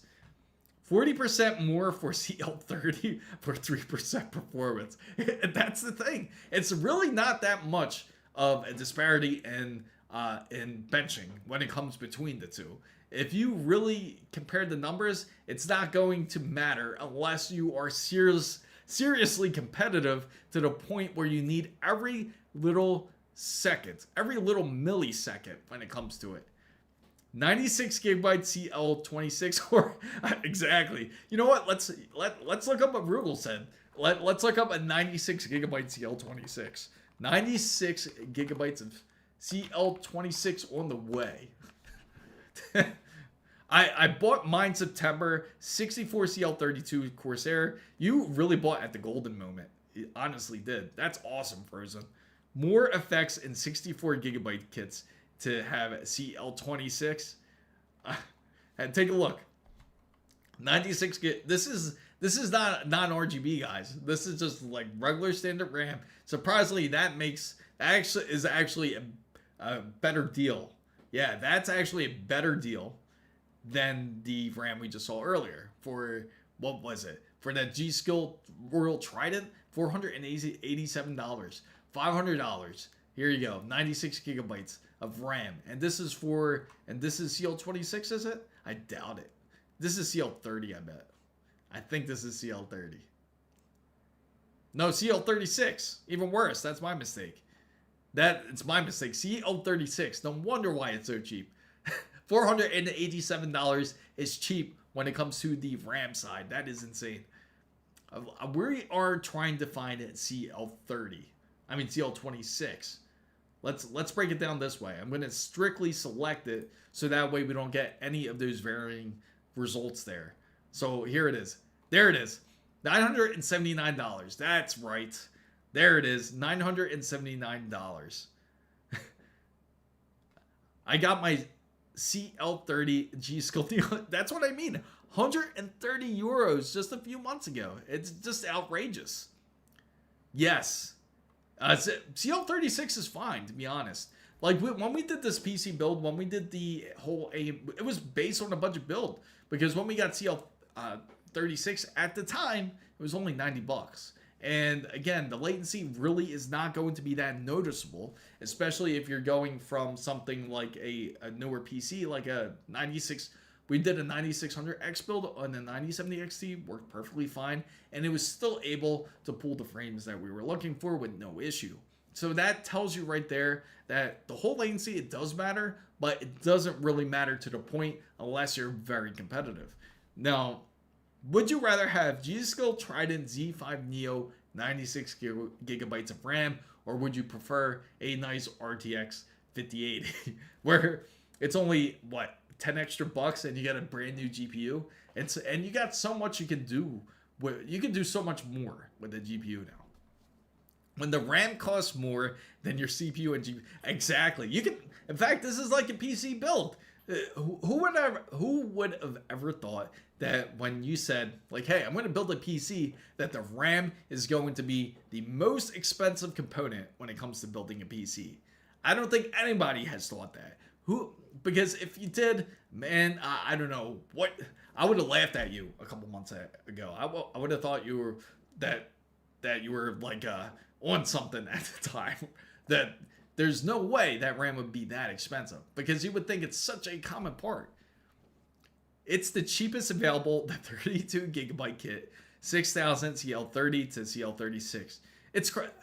Are people trying to? I have to ask: has anybody looked in the used market, when like on eBay, for example? Has anybody actually looked on RAM on the used market to see if people are actually trying to flip their RAM? I'm just curious to see if anybody actually has looked, because it does pique my curiosity a little bit to see if there is actually people trying to sell their RAM. 128 euros honestly isn't too bad. Now that's for 32 gigabyte. It's insane. I still feel like it's insane though.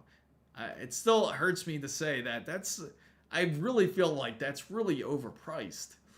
After experiencing, now the last time we seen RAM this high, and again it was understandable why we saw it this high, was when DDR5 first released.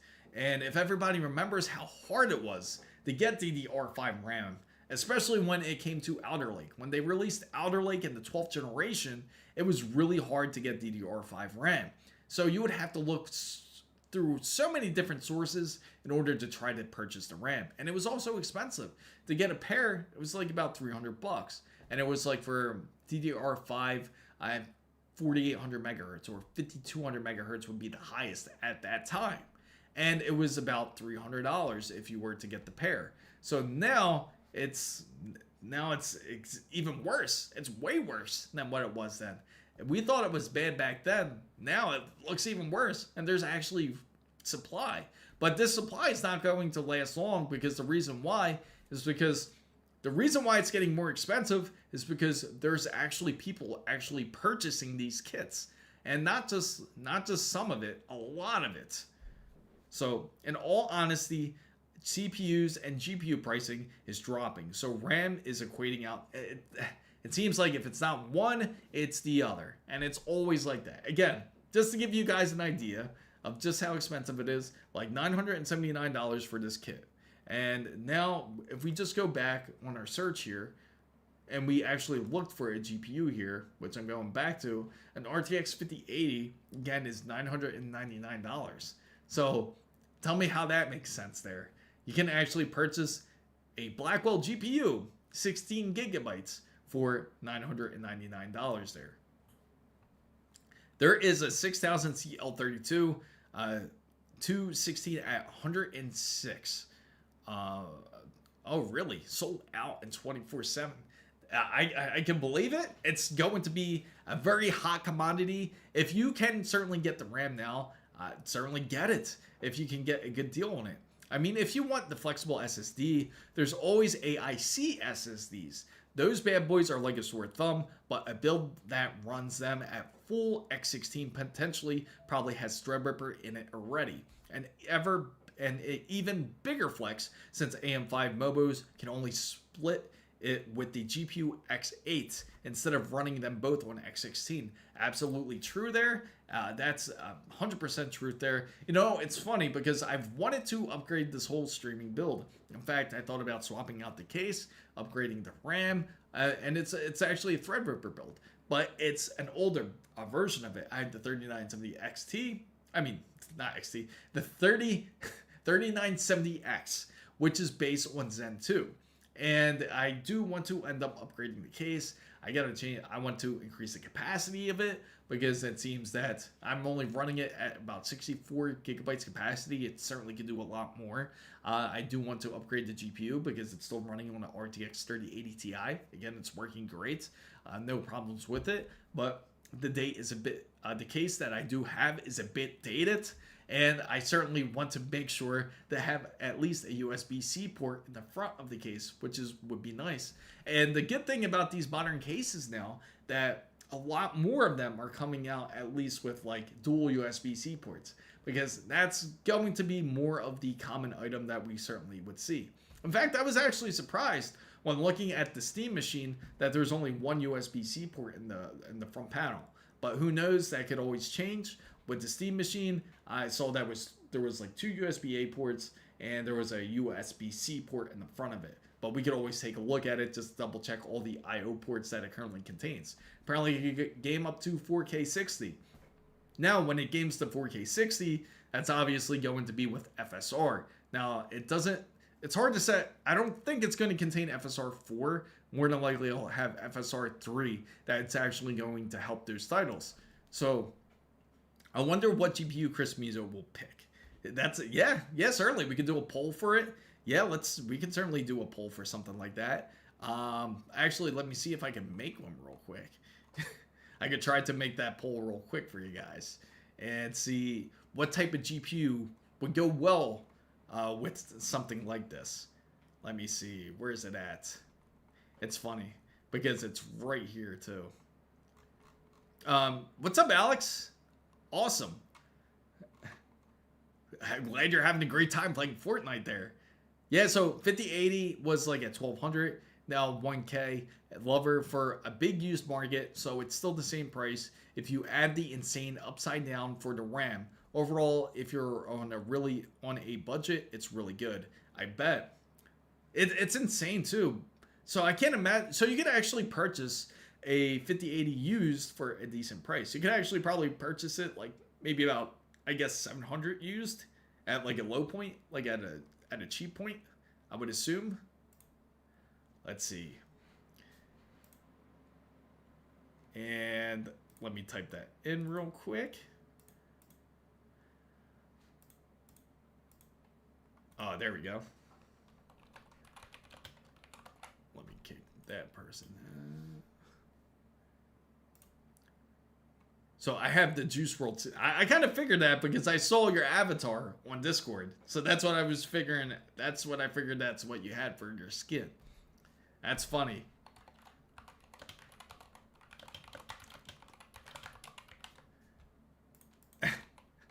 Okay, so the poll's coming, guys. Working on it. And this will be universal. So for you to vote in this poll, it's actually really easy. All you have to do is type the number of what it should be. And I'm about to run it, guys. And let me see.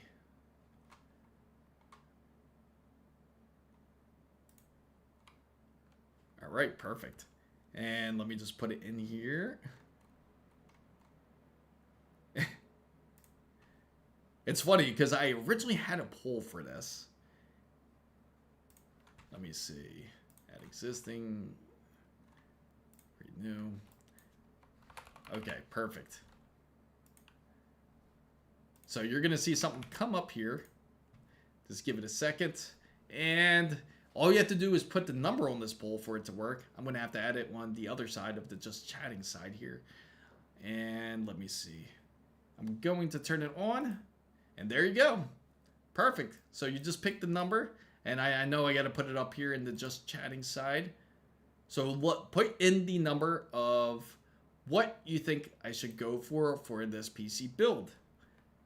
So you can pick any one and let me know your pick. There we go. There you go. Hey, where'd it go? It's funny, I just had it up there. It's going to come back up, guys. I apologize for that. Let me see. There it is. Okay, perfect. See, the voting's still in play. There you go. Now it worked. So make your pick. Let me know what your votes are.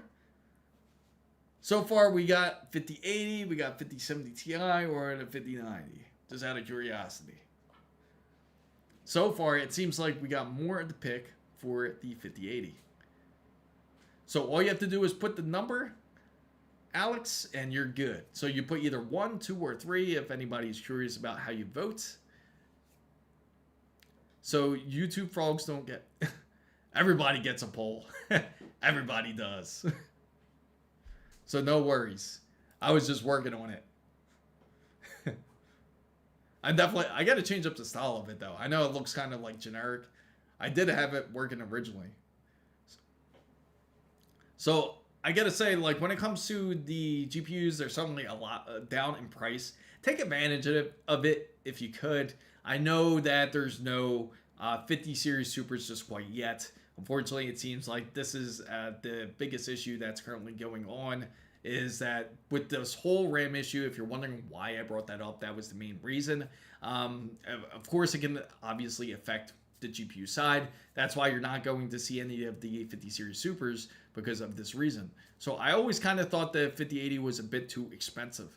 But depending on the VRAM pricing changes, maybe the 5070 Ti goes up enough to just buy a 5080 instead. Exactly. And that's the thing. It's coming out to be a bit more fair priced, because originally the RTX 4080 was really expensive. It was $1,200 to get it.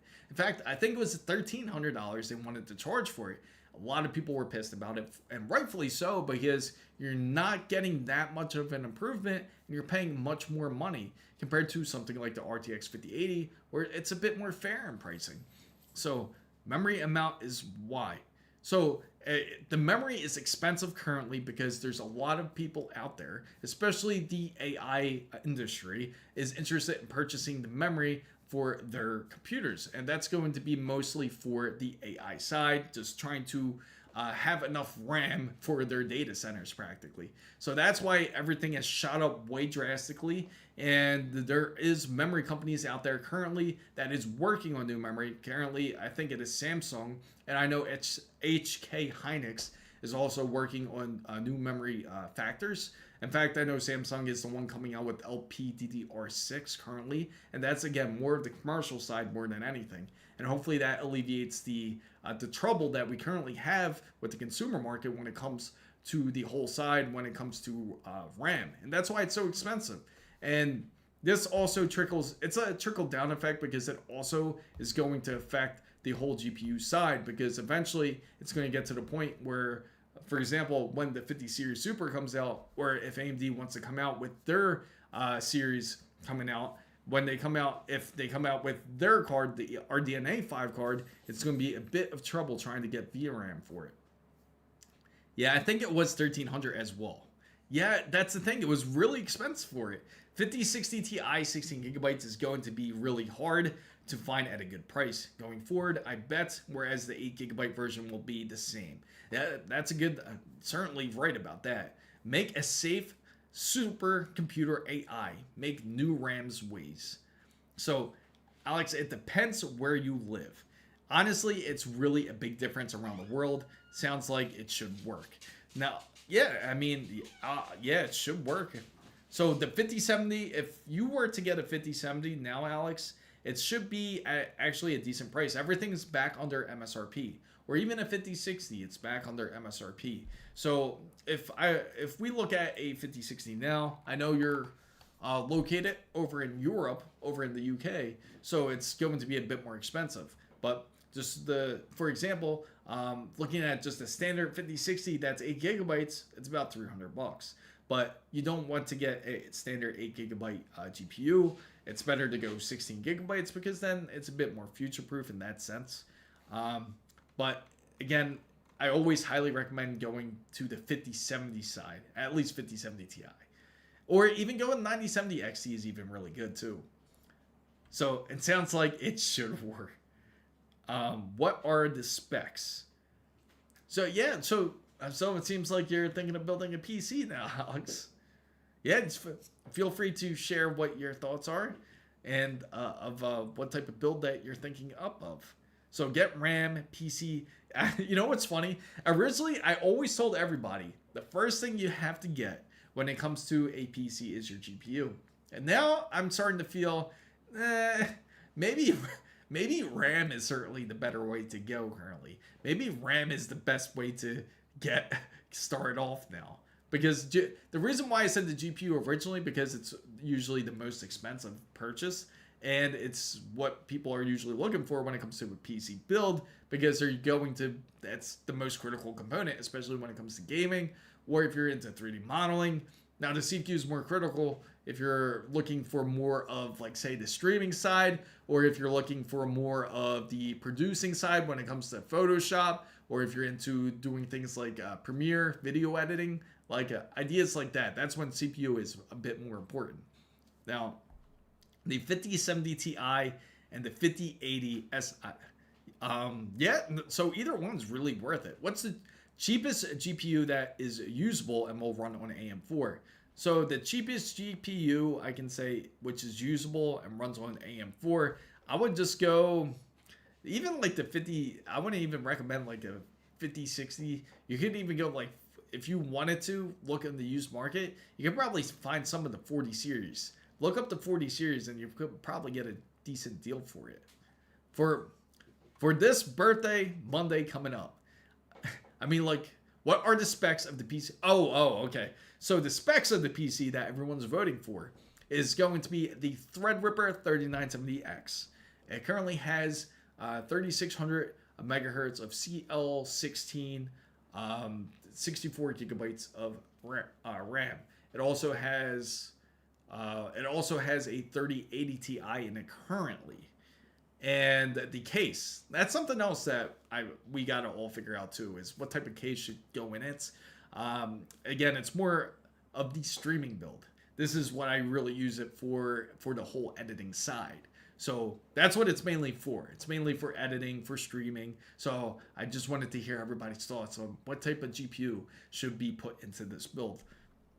So RAM, kit, PC case. So casually gaming mainly. I really want to upgrade the RAM too, badly.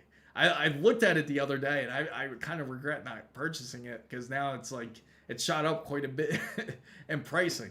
Like I was literally looking at it like last month, and of course this happens. So I got the 9070 XT because the 5080 was like 40% more, understandably so. 9070 XT, again, a great GPU for anybody out there that wants to get into gaming or wants to get into any type of even you can even stream on it. It works really well for that sense. So no, not yet. I'm too broke for a PC giveaway just yet. But when it happens, I will certainly let you guys know. Make sure to join Discord so that way you do know when it does happen. Join the Discord. So did I hear CL16? This is a Threadripper. This is the 3970X. This is based on Zen 2, so it's a bit of an older board. Now my gaming rig's a whole different story. This is based on the streaming rig and the production rig, so to say. So don't get the mainstream case. I'm sick of hype. Well, this is not a build for gaming. At 50K yeah, hopefully. I mean, if it does happen, you guys will certainly be the first to know. Just make sure to don't forget to like and subscribe, and we can certainly make it happen one of these days for sure. So far I'm seeing a lot of favorites on the 5080 so far. So it looks like the 5080 is certainly winning the majority of the race. I feel like that certainly makes the most sense, especially in a build like this, since it's a Threadripper. Get the Corsair 4000 DRS. That's not a bad choice. You know what? Let's take a look at the Corsair. So just to let you guys know, you guys can continue voting. I'm just going to switch over to the browser side, so you might not see the poll. If you do, let's see, the 4000 RS, here we go. The RDS. Let's see, I see the RSR, RS, the Forza, okay, DRS, because the fans are the RS. And that's something I got to swap out too, is those fans. So best prices, least bad talked about compared to the, I agree. It's certainly the best pricing when it comes to GPUs, because at least it's under $1,000. That's really hard to beat. It really is. So far, 5080 is certainly winning the race from what it seems like. So again, you guys can continue voting. We're just switching over to the browser side. Oh, you guys can't see the screen? Oh no, I'm just switching over now. I apologize for that. There you go. Yeah, so it decided to swap over with it. I know on the mobile side you might not see it, but this is it. The 4000. I know there's like a delay in the chat, so I do apologize for that. So, if anything, just to let you guys know, there is a slight delay, so I will certainly respond to it. From what I have heard, the 5090 is mostly AI when it comes to FPS. Yes. It's mostly, that's what it is. It's mostly AI. It's not really going to be that extreme of a difference. I honestly, if anybody can certainly tell you out there that has a 5090 more than likely does not turn on their frame gen because it just takes away from the gaming experience. I the only way, you know what? It's funny. I always forget about this, Epic, and that's the fact that when I go and open up the streams here, you have to turn it on ultra low latency. Currently, I have it set into I think it's like regular latency or something like that. If I set it to ultra low latency, I got to do it the next time I stream and remember. So 5080 or 5090 frame. So 5080 is honestly the best bang for the buck ATM at the moment because of the price drops. Honestly, if you buy it used, refurbished, or from a trusted seller, it's a no-brainer. Absolutely agreed with that. Now take a look. So we could go into a 4000D case. I think this would certainly make the most sense in a Threadripper build. Currently, ironically, my Threadripper build sits on the floor. In fact, I got my camera here. I'll just show you guys. In fact, I could swap over. It would be technically the Jonah cam, but I'll turn it on real quick so you guys could actually see it. Let me see. The Jonah cam. Right here. I'll show you guys what it looks like because it's been through everything, this PC. It's been the most amazing PC, I have to say, when it comes to this. Let's see. Here we go. Jonah cam. And let me turn it on. Oh, it's not plugged in. Okay. I'll definitely show you guys the next time for it. Can it hold up to 10 fans? Let's find out. So this is how it looks. So if it can hold up to 360 in the front up here, it looks like it can hold up 3 in the front. You can put 3 in the back and 3 on the top. So about 9. No, 10, 11. You can put up to 11 fans max if you wanted to on this thing. So it's definitely an excellent choice for that sense. So front ports on the lower part is good. Absolutely. Does that possibly limit the motherboard options? Not necessarily when it comes to that. Because the thing when it comes to the whole motherboard options, this won't really affect it as much. It just depends on the type of motherboard that you have. So I wouldn't really worry about any type of it. I wouldn't worry about it affecting the motherboard as much. It just depends on the type of motherboard that you choose to get. Now, this is what I really do like about the 4000D is this whole shiftable rail up here. That is dope. You can actually shift it from 120 millimeter fans or over to 140 to 160 millimeter fans. So you can actually adjust for larger fans if you like. So you don't have to stick to a certain size of fan onto the system. And 140 is certainly good enough for anybody out there who wants a more silent build because 120 millimeters will always ramp up in RPM. And the reason being is because they're so small that they're trying to push the airflow out, while the larger ones are trying to push the airflow out, but at a much lower speed because you have larger fins practically spinning to pull the air out or pull the air in. So I need a cheap ATX black. I don't give a damn about how it looks. I need airflow. This is the perfect one then, Alex. Like, so it's something like the 4000D would certainly do it. Because the 4000D is all about airflow when it comes to their cases here. So up here onto the top. No, this is the bottom now. This is what I really need. You know what's funny? Like I hooked up my 3.5 millimeter jack into the case and then I ended up like kicking it, ends up like breaking. So that doesn't work. So that's another thing that's a negative currently about the case. I accidentally ended up like practically breaking that part off of it. And at least this Corsair 4000D case would certainly have USB-C. That's a nice advantage. This motherboard always had it. It's a shame that I never really took advantage of it ever since I put this PC built together. So cramming a 9070 XT into a small case, using it for 120, it could be done. Another way to flex on SSDs is the new GPUs with the SSD slots, the 5080 Pro Art with its fancy Gen 5 SSD port.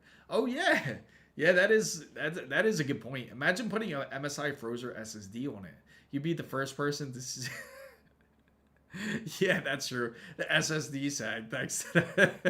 Yeah, oh man, that's too funny. Yeah, that is true.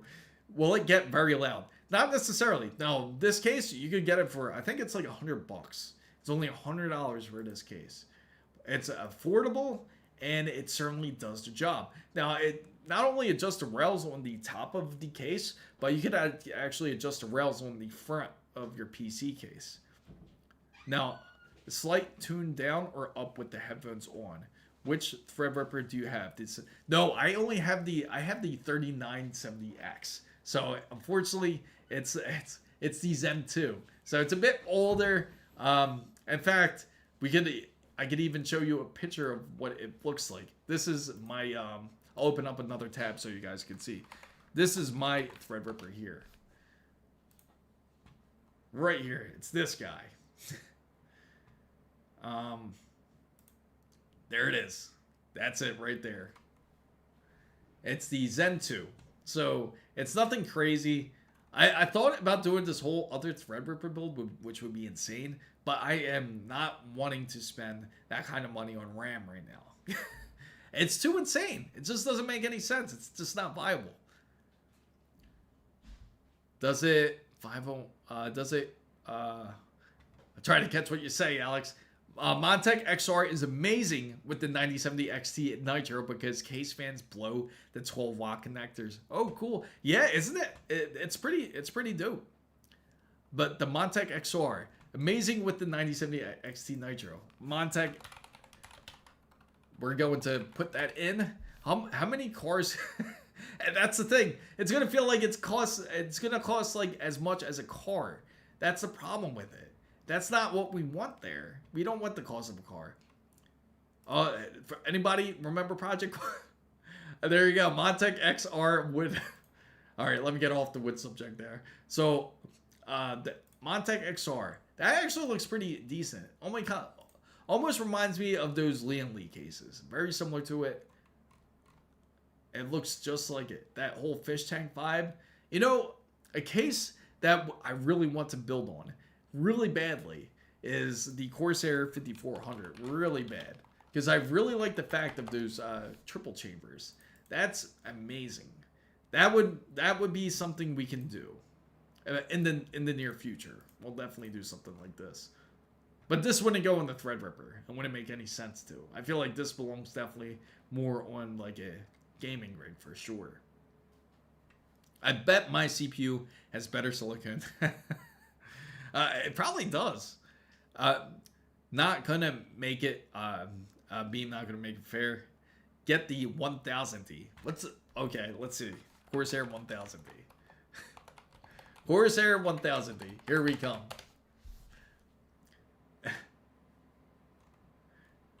Obsidian 1000D Super. Wow, that's insane. That would look pretty wild. That's actually pretty nice. It's tall as hell though. I do like it though. I'm not gonna lie.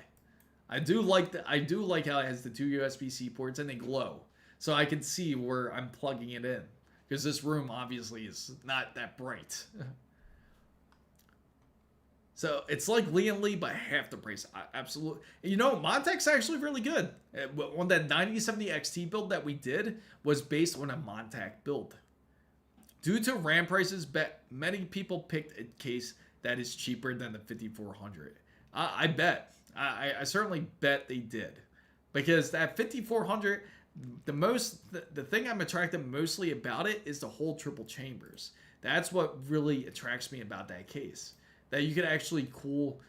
It would go great, especially on BTF builds, because it cools the PSU, most importantly. So it cools your GPU, your CPU, and your power supply practically. But this case really, honestly, doesn't look bad. It's funny because they just show you how massive this case is, but again, they're not showing you what other.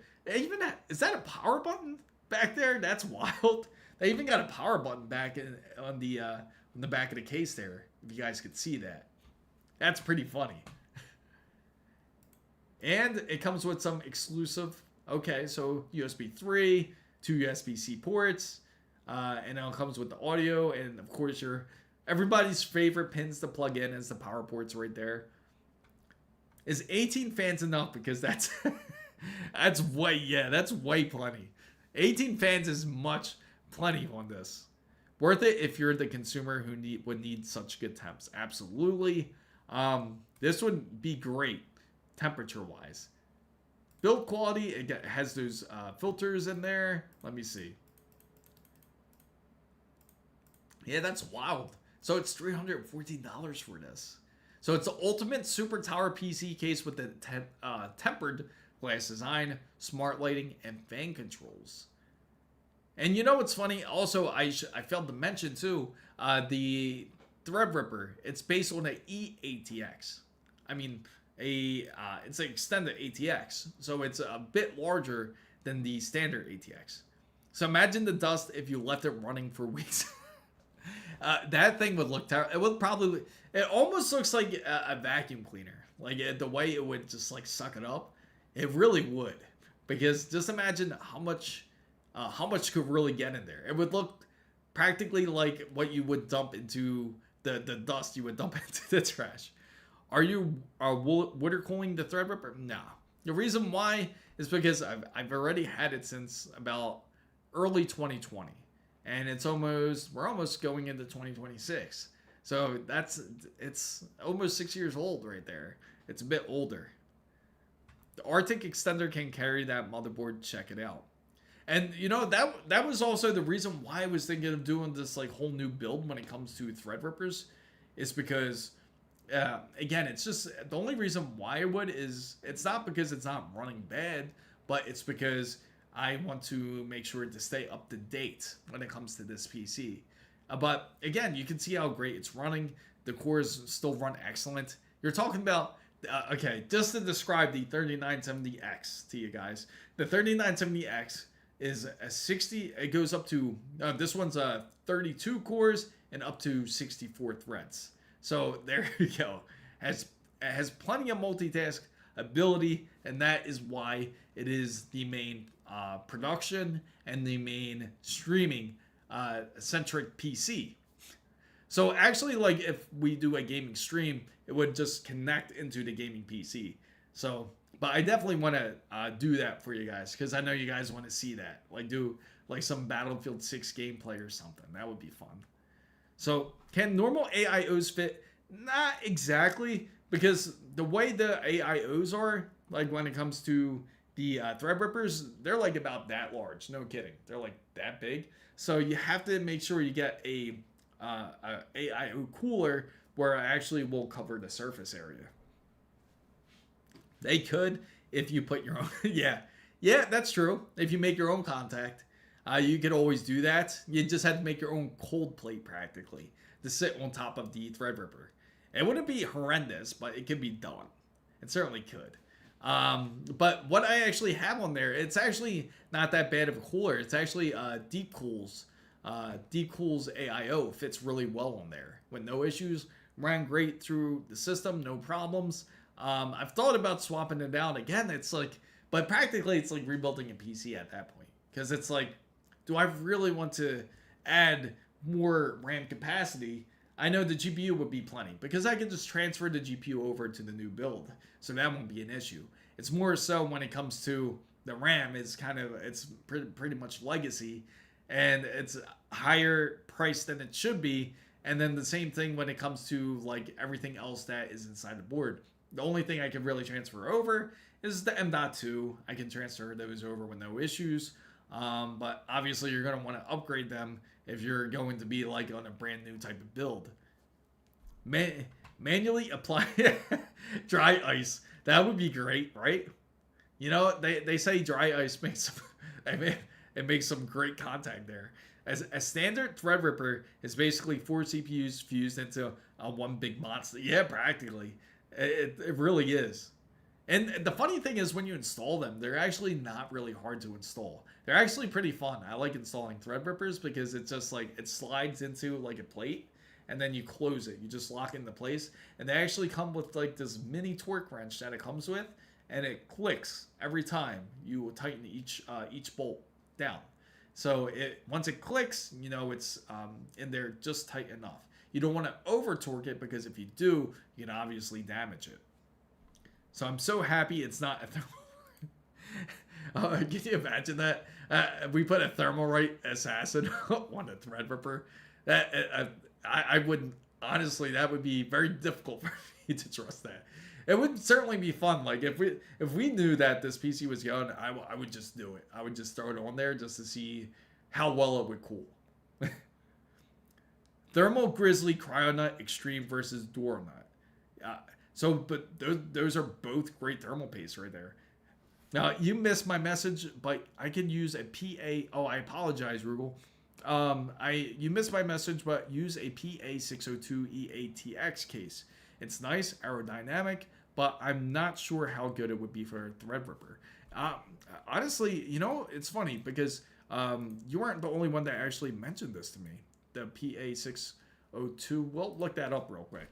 PA602 EATX. Oh man, not bad. And this is a ProArt case too.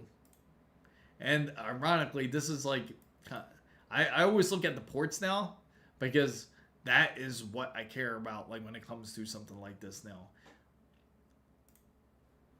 That's not too bad. Oh,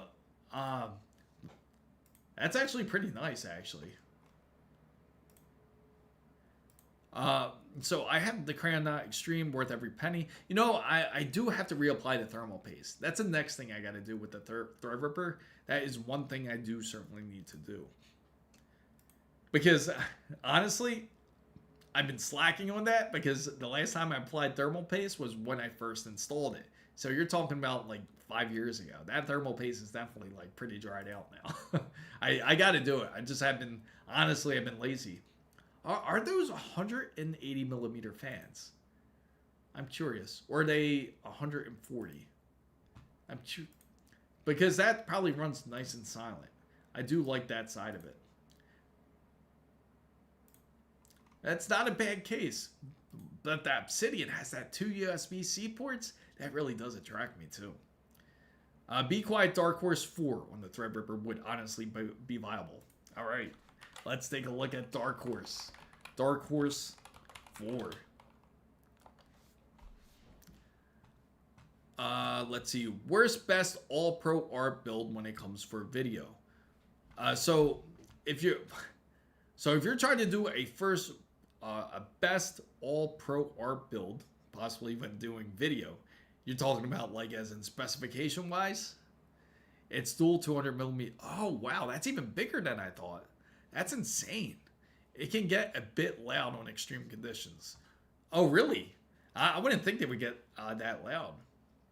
Because usually the larger fans, you can get pretty quiet. It's Dark Horse. Let me add that in real quick. So now I'm getting the Mustang. I know that's not what we're looking at here. That's a whole nother conversation there. Be quiet. Now, I wonder if that would work on it. No, like a future video. Oh, okay. I gotcha. Yeah, that's a great idea. I'll definitely keep that in mind. I'll copy the text actually right now. Because I really, anything you guys mention, I always take into consideration here, and I'll throw it into my notes. Because everybody's opinion certainly does matter. There we go. Beautiful. So if anybody's just joining in, make sure don't forget to like, subscribe to the channel. Fortunately, I gotta get going. Make sure to catch my live stream up here on Saturday. I always go live between 8 a.m. Eastern time, and I usually stream them for about a couple hours too. So make sure to join in on that live as well. Make sure to join in the free Discord. It's right in the description box down below for everybody that is either on X or on Twitch. Make sure to go to chrismizo.com. click the Discord icon there, and that will take you into the server. So I appreciate everybody for coming in. Thank you guys so much for coming in, and I do appreciate you all. And we'll definitely take a little bit more thought when it comes to this PC build. For sure. Okay. If you guys need the Discord link, and also I got to fix that prompt because I did have it, but let me go ahead and go here so you guys can actually get the actual prompt, the link. Hopefully it sends through. Let me know if it doesn't. If it doesn't, again, I'll show you how to get there. It's really not hard. It's there we go. Right here. Let me copy this and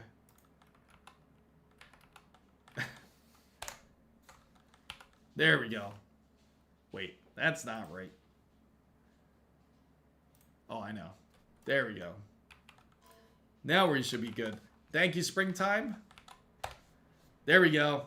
That's the link. Got it for you guys. I will fix that prompt for you guys later. I thank everybody for coming in. I really appreciate all of you. Hopefully you guys had a great time. I certainly did. I wonder if anybody... It's funny because I thought the Steam machine would be a big deal. It seems like nobody really cares as much about it. Thank you, Frozen. Thank you, Springtime. Thank you, Kieran. Thank you, Rugal. Thank you all for coming in, guys. Thank you, LSG, especially. You've been a great supporter. Thank you, Alex. Thank all of you guys.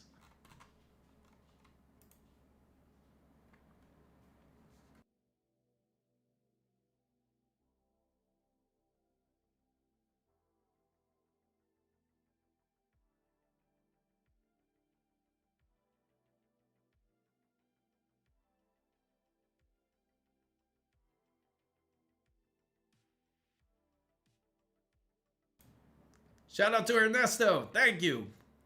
Thank you, sorry.